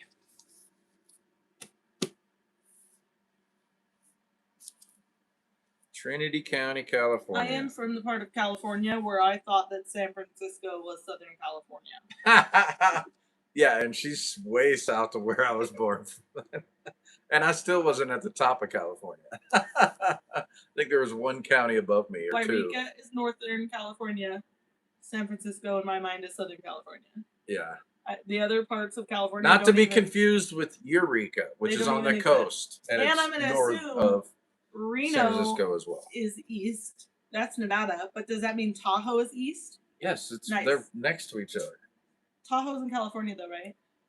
And Reno's in Nevada. Tahoe's a lake, Lake Tahoe. Okay. And then there's Tahoe's the town or city or county. But Tahoe's in California. I don't know. Is it east? It's probably in both. Would you take 80 east to Reno? Yeah. To get to Tahoe? Yeah, and then I think you break off. Or no, you take 49, I think, to get to Tahoe. I don't think I've ever driven on a road called 49 in California. I think I've only ever taken 55 and 80. Well, 49's the 49ers. It's pretty important. No. Yeah. Is that really what it is? Like the gold mining? Yes. What? 49. Interesting. I'm sure there's some history there.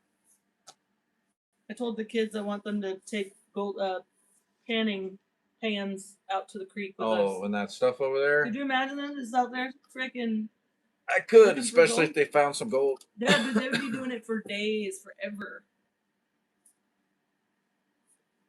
Shannon, 49 ran north. That's my hood. Is it north, but on the east? Just stop. You're all the way geographically retarded.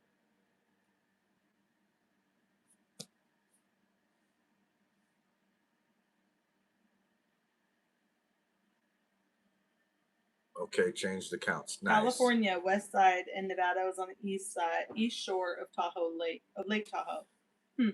Yeah. I'm so geographically challenged that I thought that a tsunami was going to get Sacramento because it's on the west coast. I just can't with you, dude. It's so bad. It's so bad. Hold on, I need to go find 49 on the map. Because I'm finally at an age where my brain actually wants to know where stuff is and can register the information.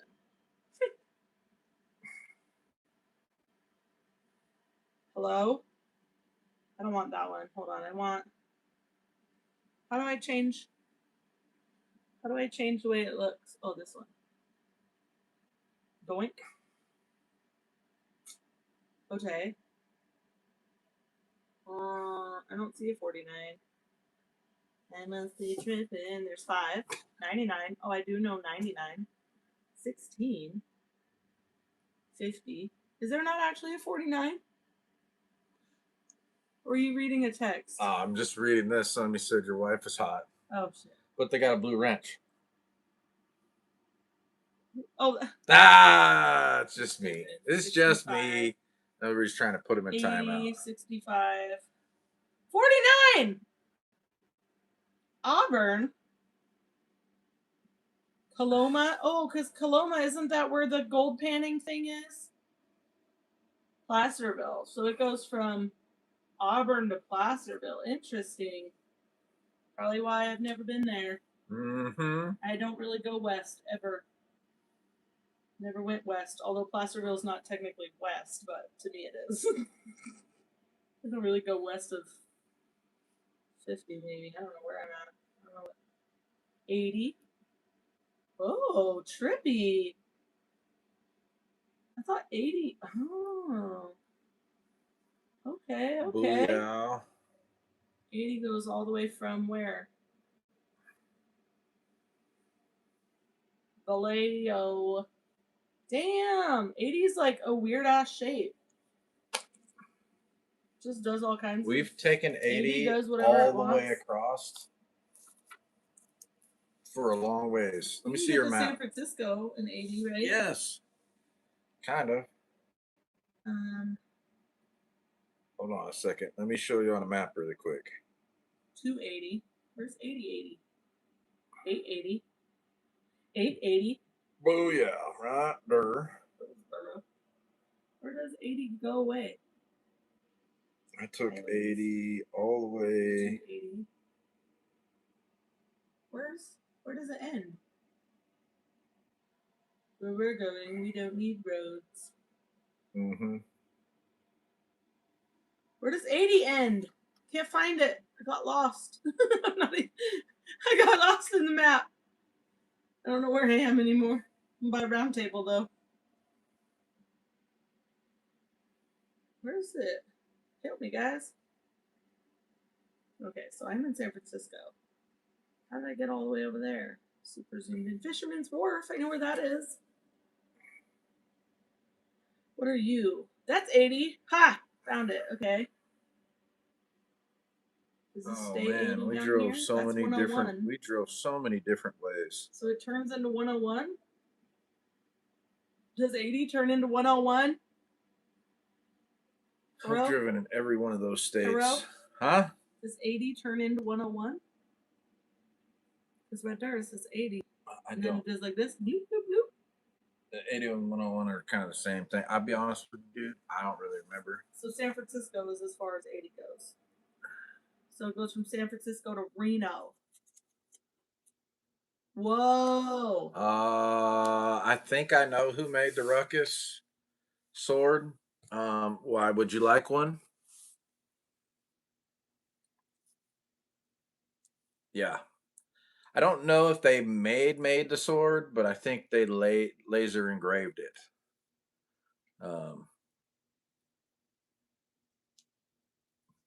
Yeah, I could ask around. We need a Zoom karaoke night. So down.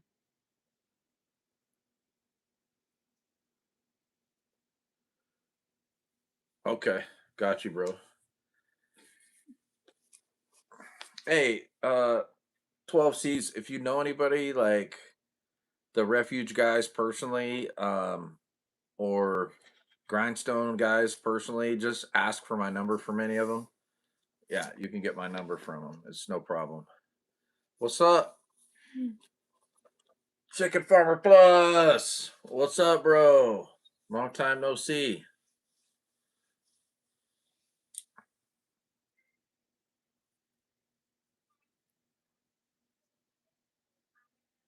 Raise your hand if you want Zoom karaoke, says Kermode. Zoom karaoke. Owie. Negative. I would not attend. Yeah, that's fine. Go ahead.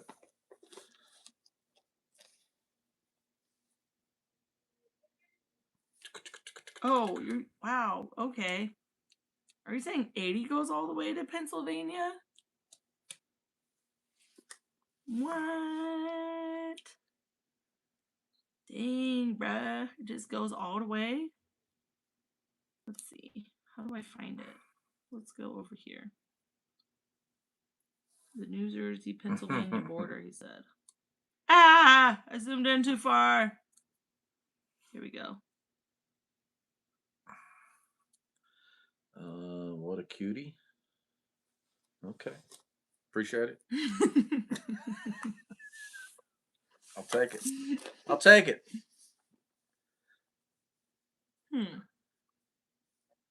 Not bad, because I don't even have any filters on. I-80 runs from California to Pennsylvania. Interesting. That's what I thought. You have a lively voice. I remember you serenading me on the boat. Did you serenade Kermode on the boat? I think I sang the Tiger song. I don't know. I don't know who did it. Oh, maybe I played something you sang while we were fishing. I'd be honest with you, I don't remember. I do so much stuff, man. I can't keep track of anything. Maybe 5 years from now, I'll remember exactly what it was, but like all the front stuff has been beat out of me through fighting or motorcycle wrecks or car accidents.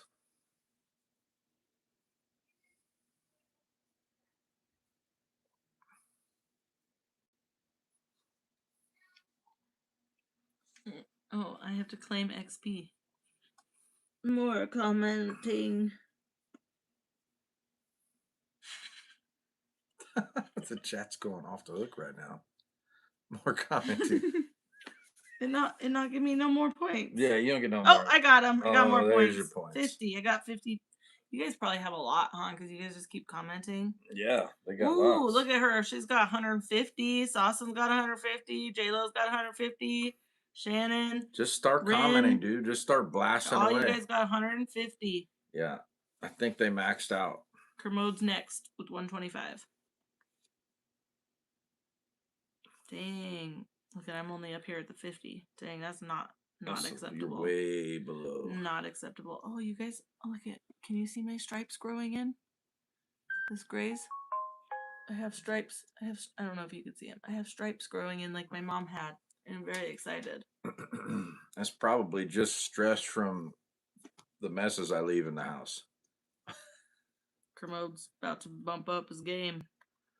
Yeah. Chicken Farmer Plus just spent the last 2 days getting pre-hospital trauma life support certification. Nice. Man, I'm sure the certification, I'm glad that the word certification was there.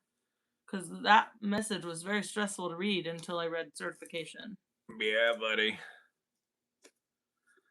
I got something like that over there. Oh, I do. My, whatever it's called. I can't remember what it's called. Grab that thing up there. I'll probably cover up my name. A little cert that I got up there. Certification. National Association of Emergency Medical Technicians. Yeah. Pre-hospital trauma life support. Yeah. First responder. Yeah, I got me one of those too. We gotta. Yeah. See, I'll just cover it up. Put the little thingy on there. Yeah. See, I do the things. I got me one of those. That little, let's see, on the side there. Yeah. That little guy. Yeah. Yes, you are always allowed to ask questions. But just be respectful. Don't be ridiculous. Don't be a creepo. Yeah, if you got a question, try to put the question itself, just the word question in all caps, and then ask your question. That way I can see it in the chat. Otherwise, it might fly by. But yeah, ask a question. Biblical preparedness, life, relationship. I don't care. What am I missing? Why I got the FOMO now, Saucin? What am I missing out on?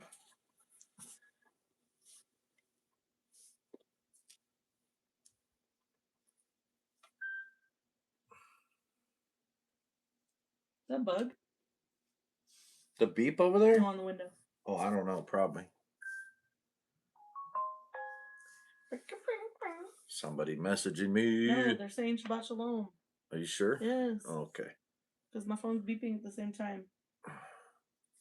You got rid of the tweaker whistle? No, I have the tweaker whistle for my text messages. Oh, okay. And then I have the flute for Olympia's signal messages. And then I have a beep for the rest of the signal messages. Because the other alerts take too long to finish. And sometimes I listen to music on my speaker, and then the alert plays and pauses my music, and if it's too long, it makes me crazy.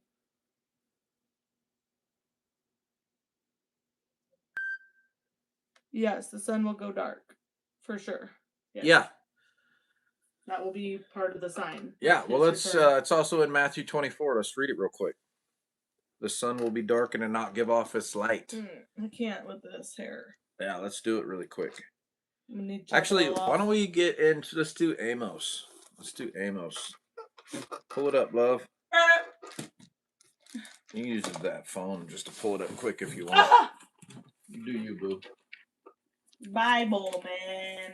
Bible. The actual pages you read with your own eyes. I just want you guys to know I need prayer. Okay?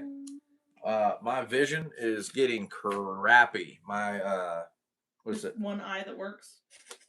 Yeah, I'm having a hard time seeing far away.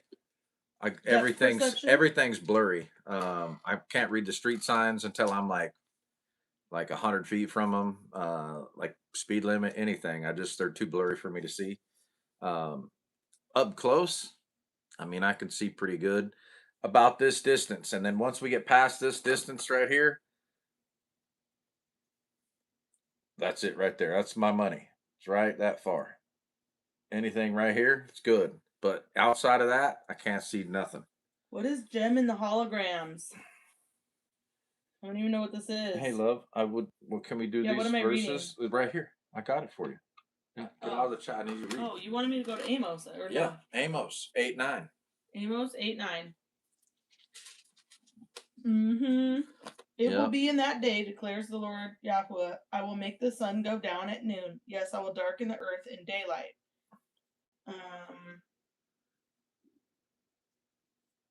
That's it. That's it. Okay. Cool. Then do Joel 2:31. I'll pull up Revelations real quick. Of course you will. Revelations. It's not in yours? Well, it's going to be in a different part. Oh, it's, to me, in mine, it's Joel 3, verse 4. Oh, that's so the weird. The sun will be turned into darkness and the moon into blood. Yeah. So, before the great and awesome day of Yahweh comes. And then Revelation 6:12.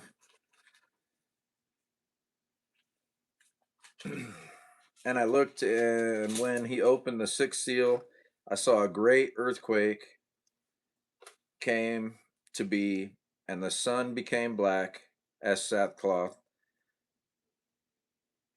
of hair, and the moon became as blood, and the stars of the heaven fell to the earth, as a fig tree drops its unripened figs, being shaken in a strong wind.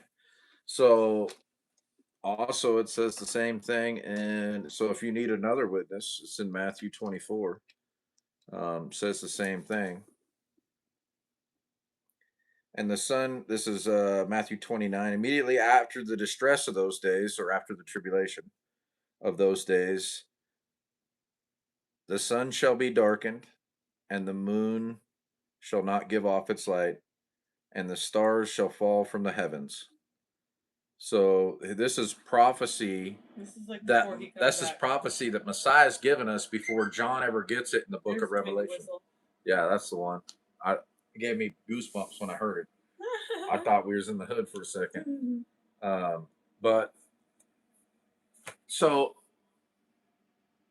then what happens after this darkness? Let's read what happens after this darkness. Here, start reading.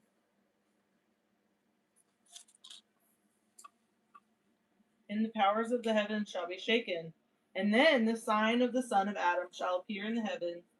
And then all the tribes of the earth will mourn, and they will see the son of Adam coming on the clouds of the heaven with power and much esteem. And he shall send his messengers with the great sound of a trumpet, and they will gather together his chosen ones from the four winds, from one end of the heavens to the other. But that is when? When is that? After darkness. That's after the tribulation. That's the sixth seal, bro. Because the seventh seal, let's go to the book of Revelation. go to chapter 6. It's going to be after verse. It's chapter 8 actually. After verse 9. I think it's going to start getting into it. No, chapter 6. Sorry, my bad. Chapter 6. I'm tripping. After verse 12. After verse 12. And I looked when he opened the sixth seal and saw a great earthquake came to be, and the sun became black as sackcloth of hair, and the moon became as blood, and the stars of the heaven fell to the earth, as a fig tree drops its unripe figs, being shaken by a strong wind. And heaven departed like a scroll being rolled up, and every mountain and island was moved out of its place.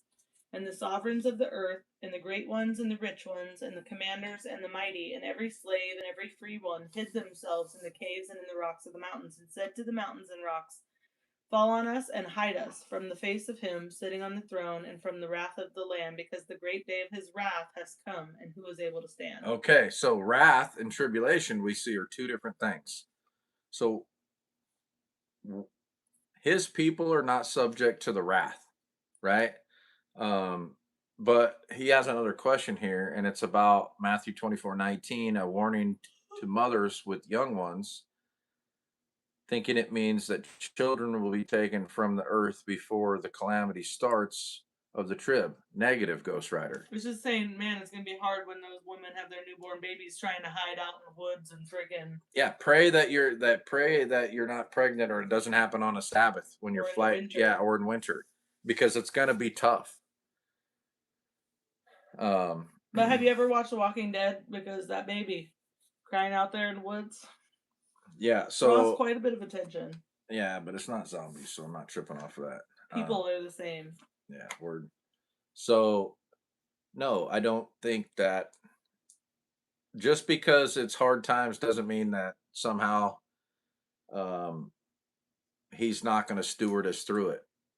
And didn't we? Let's read the prophecy that you read earlier, right here in the Apocrypha, that he's not going to fail us, and he's not going to forget us, and that we're going to be a blessing. He's going to love us and protect us with all his heart. Let's read it, because this is a really good perspective of standing in your faith during trying times.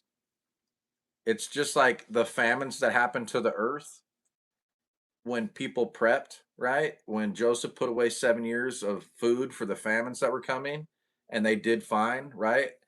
When you have the 10 virgins that have to have extra oil, right? Some got extra because they wanted to be prepared. They were preppers. They were preppers. They had extra. In case it went longer than they expected. They did more. They went over above and beyond of what they thought they should have. Just filling their lanterns, they brought extra. They doubled down. And what it do? It paid off, because when the people that didn't double down had to go to the place to buy oil, what happened? The bridegroom came. And they came in, and the door was shut. And so when they came back, it was too late. Boom. So let's read about in Jubilees. This is really good. And after this, they will turn to me from among the Gentiles with all their heart, and I shall gather them from among all the Gentiles, and they will seek me, so I shall be found of them, when they seek me with all their heart and with all their souls. And I shall disclose to them abounding peace with righteousness, and I shall remove from them the plant of uprightness with all my heart and with all my soul. And they will be for a blessing and not for a curse, and they will be the head and not the tail. And I will build my sanctuary in their midst, and I will dwell with them, and I will be their God, and they will be my people in truth and righteousness. And I will not forsake them nor fail them, for I am Yahweh their God. That's that one. Awesome, right? And so that's my interpretation. 12 C's, that's because it's my old number, bro. That's my old number, so whoever gave it to you doesn't have my new number yet either. I tried to go through, but I got hundreds of numbers in there, and I tried to text everybody and say, hey, it's my new number. But if I didn't get to them, most of them got me on Signal anyhow. Oh, here's one in Isaiah. This is Isaiah if you're in any of the chats, if you're on Signal, 12C, if you're any of the Torah chats or any of that, see if you can find me on Signal, and then I'll give you my number there. Here. My handle's whiskey on there. This is in the Greater Exodus study I did. So this is Isaiah 5. He will raise a signal for nations far away and whistle for them from the ends of the earth. And behold, quickly, speedily they come. None is weary, none stumbles, none slumbers or sleeps. Not a waistband is loose, not a sandal strap broken. Their arrows are sharp, all their bows are bent, and their horses' hoofs seem like flint, and their wheels like the whirlwind. Woo! Banging, homie. That's a gangster one. I love that. So is this that's about 12 that's C's number? oh okay, got you. Who that? Oh, okay, got it. Sending, boink, paste. Okay, we got you. We did it. I'm gonna text you night right. Good game. Rotner. A remnant will return. Damn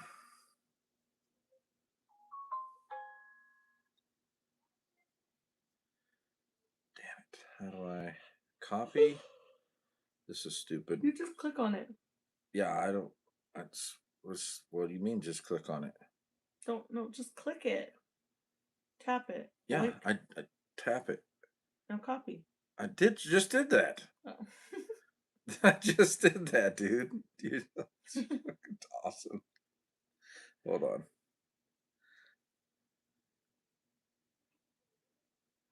All right. So now I'm gonna go to that. It amazes me how we're kind of like old people when it comes to technology, Dude, except for I'm we've so been retarded. like in technology land for technology came in during my time, so I had part of my life without it and part of my life with it. And I feel like I should know better about all of this, but I feel like I learned what I needed to learn about it, and then past that, I don't want anything more. I'm just annoyed with it. They just keep changing stuff all the time, and I don't think it's necessary. There you go. 12 C's. I just called you and then hung up on you immediately. So Bye. now you have my number. I gotta. This is making me crazy. I have hair. Yeah. So what she was reading about is leaning towards the greater Exodus. And the greater Exodus, I believe, is going to happen during the tribulation. And part of why I believe it's going to happen during the tribulation is because there's so many hints of that happening. And how it goes down and what part of the tribulation it goes down, I do not know. But I know it's going to happen. What's happening? What's happening? There it is. Jake from State Farm. Got it. All right. So I'm pretty sure. When the night has come and the land is dark. Get off me. Ew, get off me. Making me sleepy. Making me touch me. I love you. His hair is something. Yeah. About time to chop it all off. What? Nathan Henderson's on here. Watch this. We're going to put him in timeout immediately. Just kidding. There you go, Nathan. Been coming for a long time, broski. Okay, listen, here's something I need to know. Okay, there's so many theories out there about that song, Blue, I'm Blue, something, right? I'm blue, if I were green, I would die. Dabba-dee, dabba-die. I don't freaking know. But what is there? Do we know if there's like legitimate what the actual words are? Such or are they a all good theories? question. This is a good question. I'm worried about songs right now. This is a good question. Read it. Oh, hold on. Do you think that the Joel 2, 1 through 11 army will be leading the greater Exodus? Joel 2:3 is pretty powerful verse. Thoughts?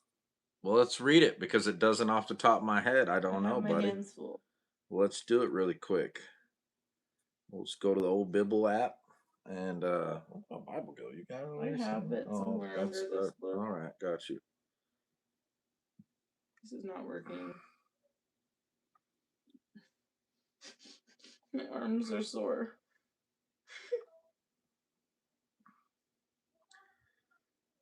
I have my Tom Cruise.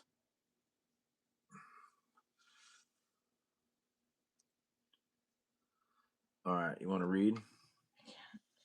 I'm Okay. freaking out. What are you doing right now, bro? Just trying to get this to not be such a problem for me, but it's just gonna be a problem. I'm about to play it.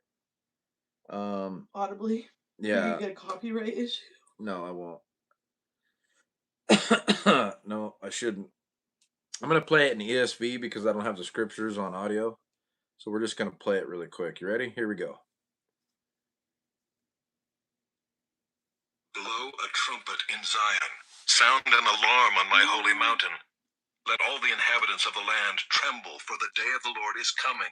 It is near, a day of darkness and gloom, a day of clouds and thick darkness. Like blackness there is spread upon the mountains a great and powerful people. Their like has never been before, nor will be again after them through the years of all generations. Fire devours before them, and behind them a flame burns. The land is like the Garden of Eden before them, but behind them a desolate wilderness, and nothing escapes them. Their appearance is like the appearance of horses, and like war horses they run. As with the rumbling of chariots, they leap on the tops of the mountains. Like the crackling of a flame of fire devouring the stubble, like a powerful army drawn up for battle. Before them peoples are in anguish, all faces grow pale. Like warriors they charge, like soldiers they scale the wall. They march each on his way, they do not swerve from their paths. They do not jostle one another, each marches in his path. They burst through the weapons and are not halted. They leap upon the city, they run upon the walls, they climb up into the houses, they enter through the windows like a thief. The earth quakes before them, the heavens tremble. The sun and the moon are darkened, and the stars withdraw their shining. The Lord utters his voice before his army, for his camp is exceedingly great. He who executes his word is powerful. For the day of the Lord is great and very awesome. Who can endure it? Be honest with you. I don't know if that's an army leading them or not. That kind of sounds like a bit of judgment, or maybe part of the seals, the testing, but I don't know. I like it though. As soon as it started, I knew which one it was. What's that song? Blow a shofar and Zion. Sound the alarm on my holy mountain. I don't know what it's called. Oh, the day of Yahweh is near. Day of Yahweh.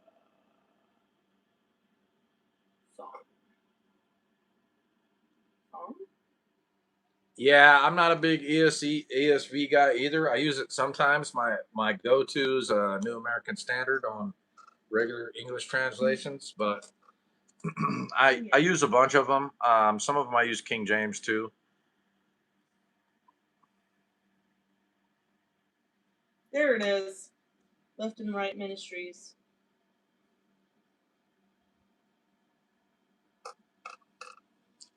Hold on, read this question real quick, Bo. Man down. You want to read that? Do you think if there were people on Earth who knew they were a part of the Joel 2 whatever army, would you want to talk to them? I mean, that's, be honest with you, that's kind of an odd question. Would I want to talk to them? Sure. Why would I not want to talk to them? Ready? For all I know, I'm in it. Who's doing that? Oh. Just play it. I don't care if we get a. Tremble for the day of Yahweh is coming. Surely it is near. Truly it is near. It's so fun. That is a good one. I forgot Left about and that. Right Ministries is they're like a couple. And Yeah. They do lots of little acoustic songs. Left and Right Ministries, in case you want to look them up. It's fun because my kids like listening to them, and they're appropriate.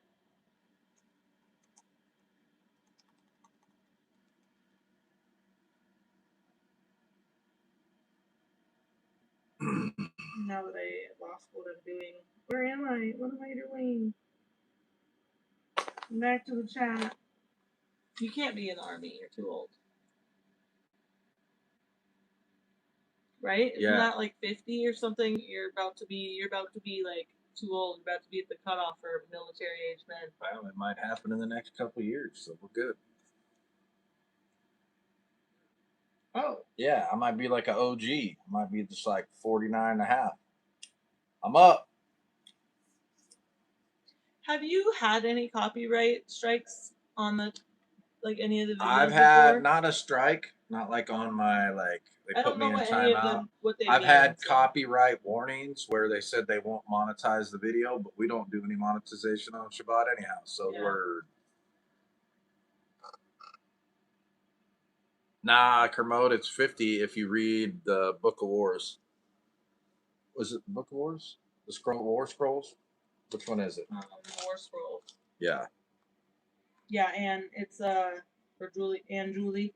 Left and Right Ministries is the band name, and the song is Day of Yahweh or something like that. That's a good one. They have all kinds of different songs. Tulsi says the Y'all Bible makes Paul's letters very palatable because it helps distinguish between the singular and the plural. Yeah.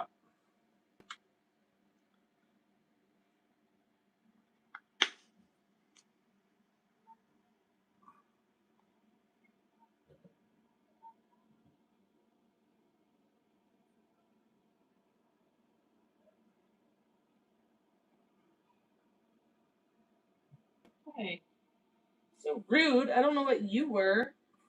It's like a little tiny moth. Look, it was like a little tiny moth, but it wasn't a moth. It was like that big, but it had black wings and yellow dots on it. Yep. In the end, that's right. Every knee will bow. Yeah. I'm curious if they actually say Jesus though, or if they say Yeshua or Yehoshua. Yes, I have heard Psalm 46. I remember being at my grandma's. I was so excited to show her this song. I was a new believer, and I just felt like it was so deep. I loved it, and then I showed my grandma, and she wandered off, and I was like, okay, never mind. And then recently, it's been getting brought back up, and I'm like, yes, we all share. People that are excited with me.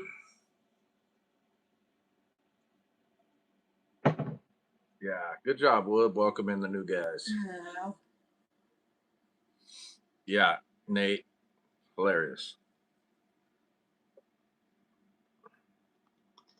Can't be smoking the devil's lettuce, buddy. Just ain't where it's at, man. We're in the spirit realm. They can't see us. You see the size of that chicken? That was peyote, but whatever.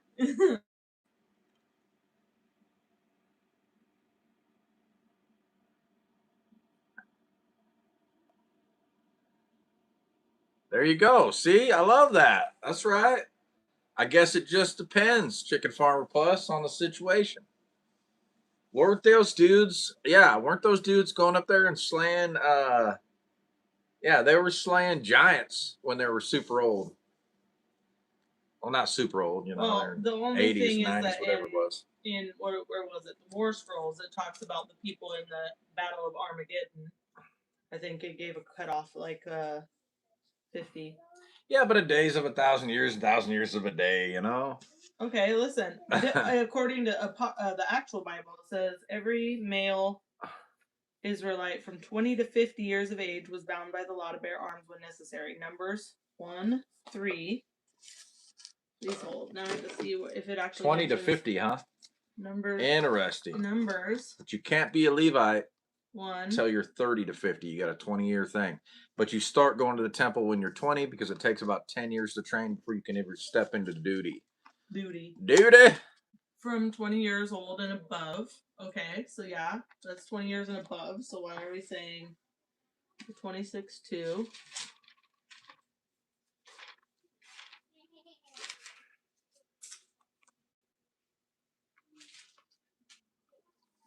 Mm. 20-year-old and above. 2 Chronicles 25:5. Surely it is me. Surely it is me. What am I looking for? Oh, Chronicles. I don't even know where it is, honestly. Over here? Here? I don't know where it is. I'm going in this Bible. Because I'm not very smart. That sucks, Texas T. Oh, not there. Oh, maybe it's the writings? No. Agreed, Wilby. Agreed.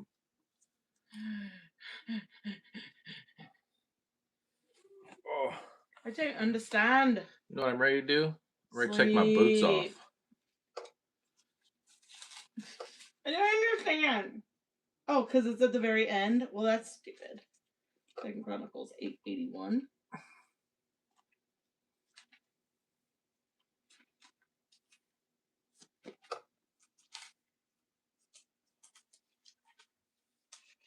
I have to remember what the heck I was even doing this for.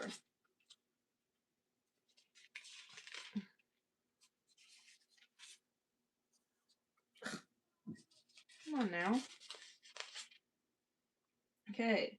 25. 5. I don't. Yeah. I mean, what's this cat's name? I don't know. Hello?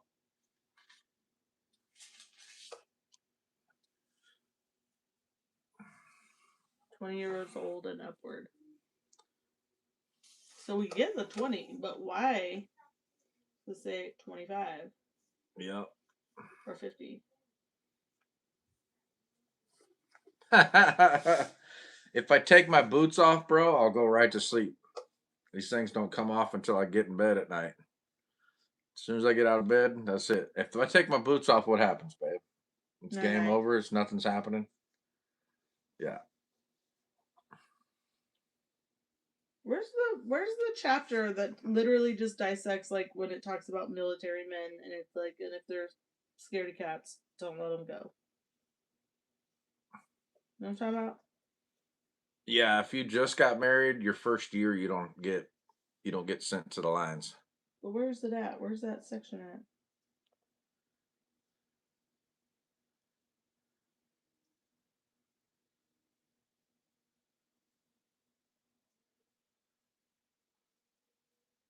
Deuteronomy.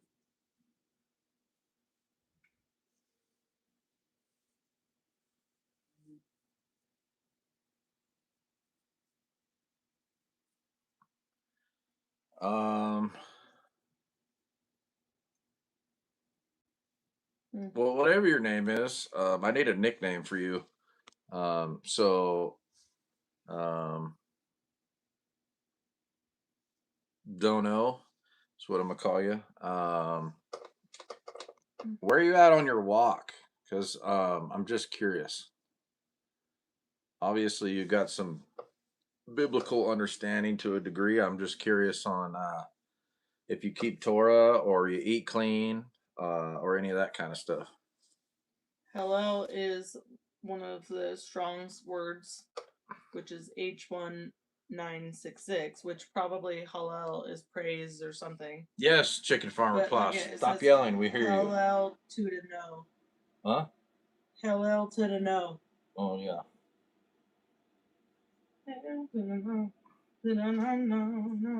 Mm-hmm. Yeah, I have to go look in the war scrolls though, because it does specify the Armageddon battle. It does specify 50 in there. I remember reading it because it was like no women are allowed in the battle area and no children. And I was like, well, we're not allowed to visit. And then it was like, oh, well, you have to be 50. And I'm like, oh, well, I guess Jody won't even be there. It'd be like friggin' protecting the baby camp. No way, bro. I'll be riding a horse with a He's like, massive. I've been waiting for this moment my whole life. With a massive bow, bro. With I'm like only one day too old. arrows as big as a freaking spear, launching them.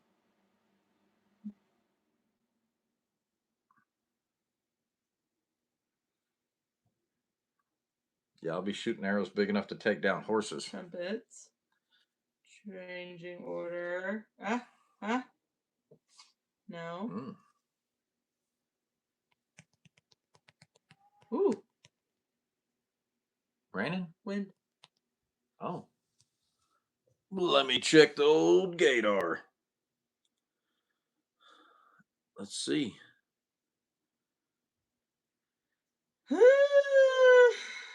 Mm-hmm. Mm-hmm.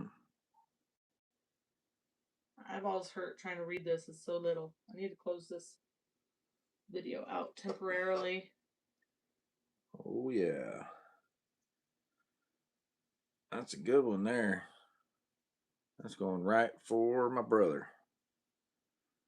Right for my brother. Yeah, that's the wind. What's that? I don't know what that is. Probably the kids' turtle. They really do have a turtle in their bedroom. I was like, I don't know if we're allowed to touch it. But I think animals alive are fine, right? No, you Like, can't. but like, You're not supposed to mess with lizards and snakes, no, but I I think that's like if any of their carcasses touch it or something. I don't remember if it's like alive lizards or if it's just their carcasses. There's definitely a lot of rules though about lizards. I don't know if turtle falls in water creatures or too turtly. goes forth on paws. Too turtly for the Or- turtle club. Turtle. I'm still gonna figure out this stupid verse, and it's gonna make me crazy. Ha! No.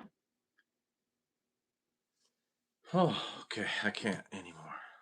Weather looks fine here. The men of the army shall be from 40 to 50 years old. What? Okay. I Oh, here we asked a go. question earlier, and let's Hold see on. if I got an answer. Don't think I did. No. The horsemen with the cavalry of the men of the entire army will be 6,500 to a tribe. All the cavalry that go out to John battle with the 10. infantry shall ride stallions, swift, responsive, unrelenting, mature, trained for battle, and accustomed to hearing noises and seeing all kinds of scenes. Talking about the horses. We got a question. Those who ride them shall be men capable in battle, trained in horsemanship, the range of their age from 30 to 45 years. Interesting. So the horse riders are going to be a different age. So where's the sword guys? I feel like it was the sword guys. There's the swords.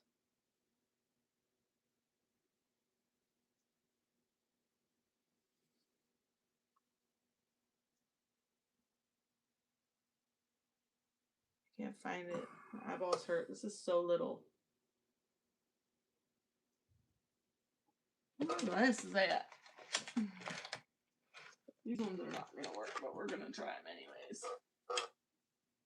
Something's better than nothing. All right. So let's figure out in the Torah.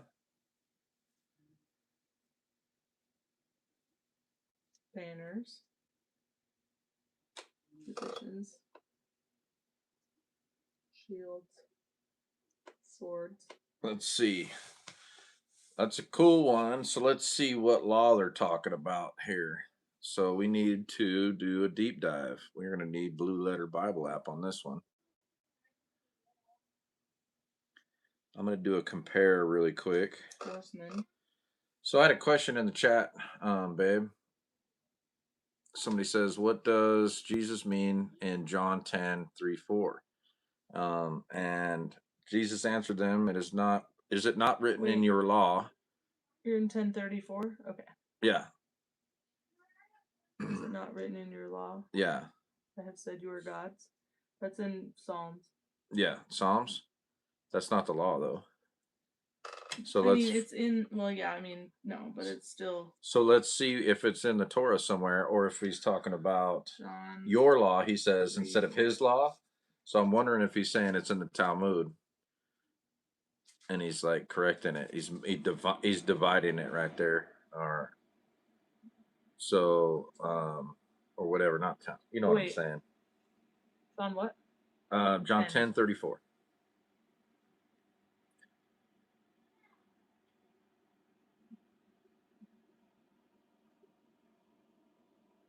You got Blue Letter Bible app? Because we're probably gonna need that one. Because I'd like to see how it's phrased. Hold on, because this one does not have the notes. You need your iPhone for that because that's where you got it at. I don't know how to work it now. Yeah, it's an interesting thing. We're gonna look. That was quoted. That was quoting one of the Psalms, though. Yeah, but that's quoting Psalm. The Psalms is not the Torah, right? So the Torah is the first 5 books. It's the instructions. But they always say the law and the prophets. So Psalms is the writings. It's not the prophets. I know, but they're always talking about the law and the prophets is only the things that are mentioned New Testament wise. They don't say like yeah, the but law, the prophets, and the writings. What we're trying to get is what law is it saying in this verse? What law are they referring to? Is it Torah law or is it the Jewish law? I'm just curious. It's an interesting thing. I don't think I ever get really caught in the weeds on stuff like this, because it's neither here nor there on my faith or my walk. I just remember looking it up and it's not interesting. Really so I'll that. dabble in it a little bit right now, but there's mysteries that we're going to have that we're not going to have all the answers, guys. I know a lot of people think that if you just read enough or study enough, you're going to get all the answers. You're not. There's going to be mysteries, and Deuteronomy 29:29 is very important to understand the word revealed. There are things that are shown to people. So there's revelation and study and stuff, and we don't get all of it. We get whatever he gives us. It says theos. Theos? And what is theos? Well, theos, theology. Theology. So that's what it's referring to, is the Greek word? I think that's the Greek for gods. That's like the Elohim, right? The Greek Elohim. Theos. All right. Maybe we need to read a little bit before and after to build some context. No, it doesn't matter how you search it. Even when you read the Psalm verse, it still doesn't really make sense. So the footnote for that says Psalm 82:6. And I swear, when I looked this up, it still didn't really make any sense when I read it. Yeah, and like I said, you're not always going to get an answer. To every single question, especially if it's not pertaining to faith or obedience, because this doesn't fall into either one of those categories for me, that I have to worry about. I think what Yeshua was doing was using the play on their own words against them. And I think that's really what it was. I don't think it was... Or how they interpreted what was said. Their understanding of it. But this is Psalm 82. A psalm, blah, blah, blah. Because he says your law. And he's saying it to the scribes and the Sadducees, or whoever, not the scribes, but the Pharisees and Sadducees. And I think that's the rabbinical law that he's referring to, and not the Torah. So I think you have to deep dive on that one. Like I said, I don't get caught in the weed. Like virgin birth, all that kind of stuff. How does he have the bloodline if he comes from just Mary and not Joseph? I don't really care. Read on, because it says, if he, capital He, called them gods to whom the word of God came, and the scripture cannot be broken, do you say of him, capital, whom the Father sanctified and set into the world, you are blaspheming because I said I am the Son of God? Yeah. So... But where's he quoting that from? How are you going to say that the law says you're gods? But hold on. But if I claim to be... Let's read Psalm 82. Psalm 82 it is! God takes his stand in the assembly of... Wait, let's read yours. I hate this one. Yeah. He hates this one. I just don't like it, because his name's not God. But the problem is, when your Bible says El, it's literally the Hebrew word for God. I understand. So there is times where it is God. It's just El. Yeah, but... Okay, 82. Elohim stands in the congregation of El. He judges in the midst of the Elohim, lowercase. So uppercase Elohim stands in the congregation of El. Okay. Now let's do what verse is He that? judges in the midst of lowercase Elohim. What are you in? 82, Psalm 82.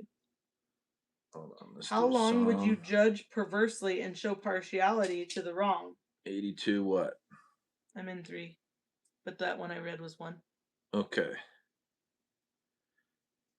Give right ruling to the poor and fatherless. Do right to the afflicted and needy. Rescue the poor and needy, and deliver them from the hand of the wrong. They do not know, nor do they understand. They walk about in darkness. All the foundations of the earth are shaken. I said, you are Elohim. Lowercase. So Yah says, you are lowercase Elohim. And all of you are sons of the Most High. But as men you die and fall as one of the heads. Okay, I got Arise, it. O I got Elohim, it. judge So the what earth. what did they create men to do? Rule and subdue.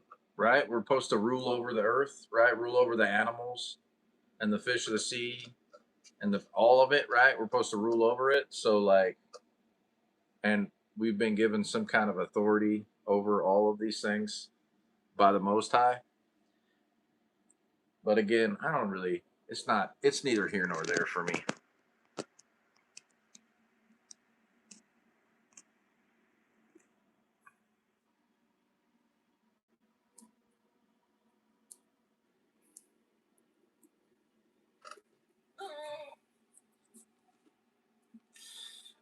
Oh, there's so much comments. I missed all the comments.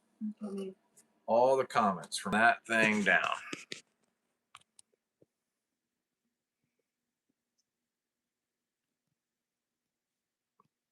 Yeah, that's kind of how I took it too. Yeah, Chicken Farmer Yeah. Plus. Yeah, I'm on that. Yeah. Yep.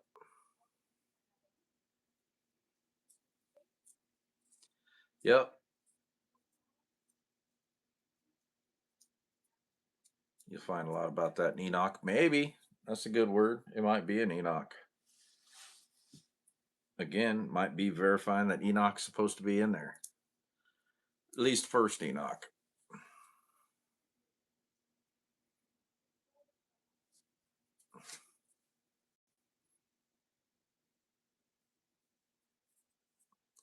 Yeah, that's a good word, 12Cs. So like when you get into these rabbit holes, don't hold on to any of it too tight. There's nothing wrong with seeking out mysteries. There's nothing wrong with it, but if you get too in the weeds with stuff and it sidetracks you from your walk and what's important, I think that you should probably get back in your own lane.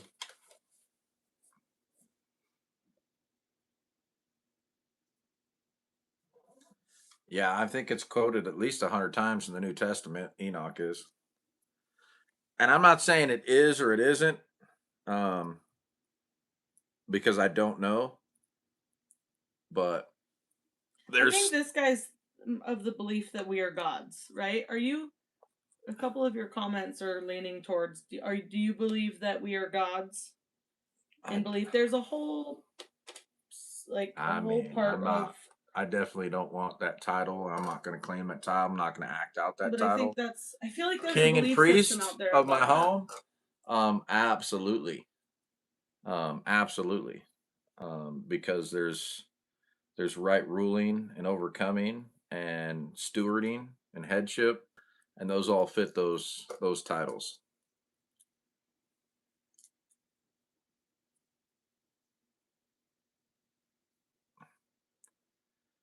Sweet dreams. Would I mind telling you my first encounter? I've done it a whole bunch on here, and I think people have heard it a whole bunch, but there's some videos where I kind of give my testimony if you want to watch on this channel. Where I talk about where I came from. Short form, I had a guy prophesying over me that I never met from Australia, and he was reading my mail, very specific things that the Father was showing him about my life. And in the midst of all of his talking, I heard in my spirit, not like an audible voice, but the words, "I know you, and I've been here the whole time, and I love you." and I knew it was the creator of the heavens and the earth. I knew it was the real thing, and I knew it was the God of the Bible. Uh, who would have thunk it? It crushed me to be known by the Most High and to be recognized in that moment.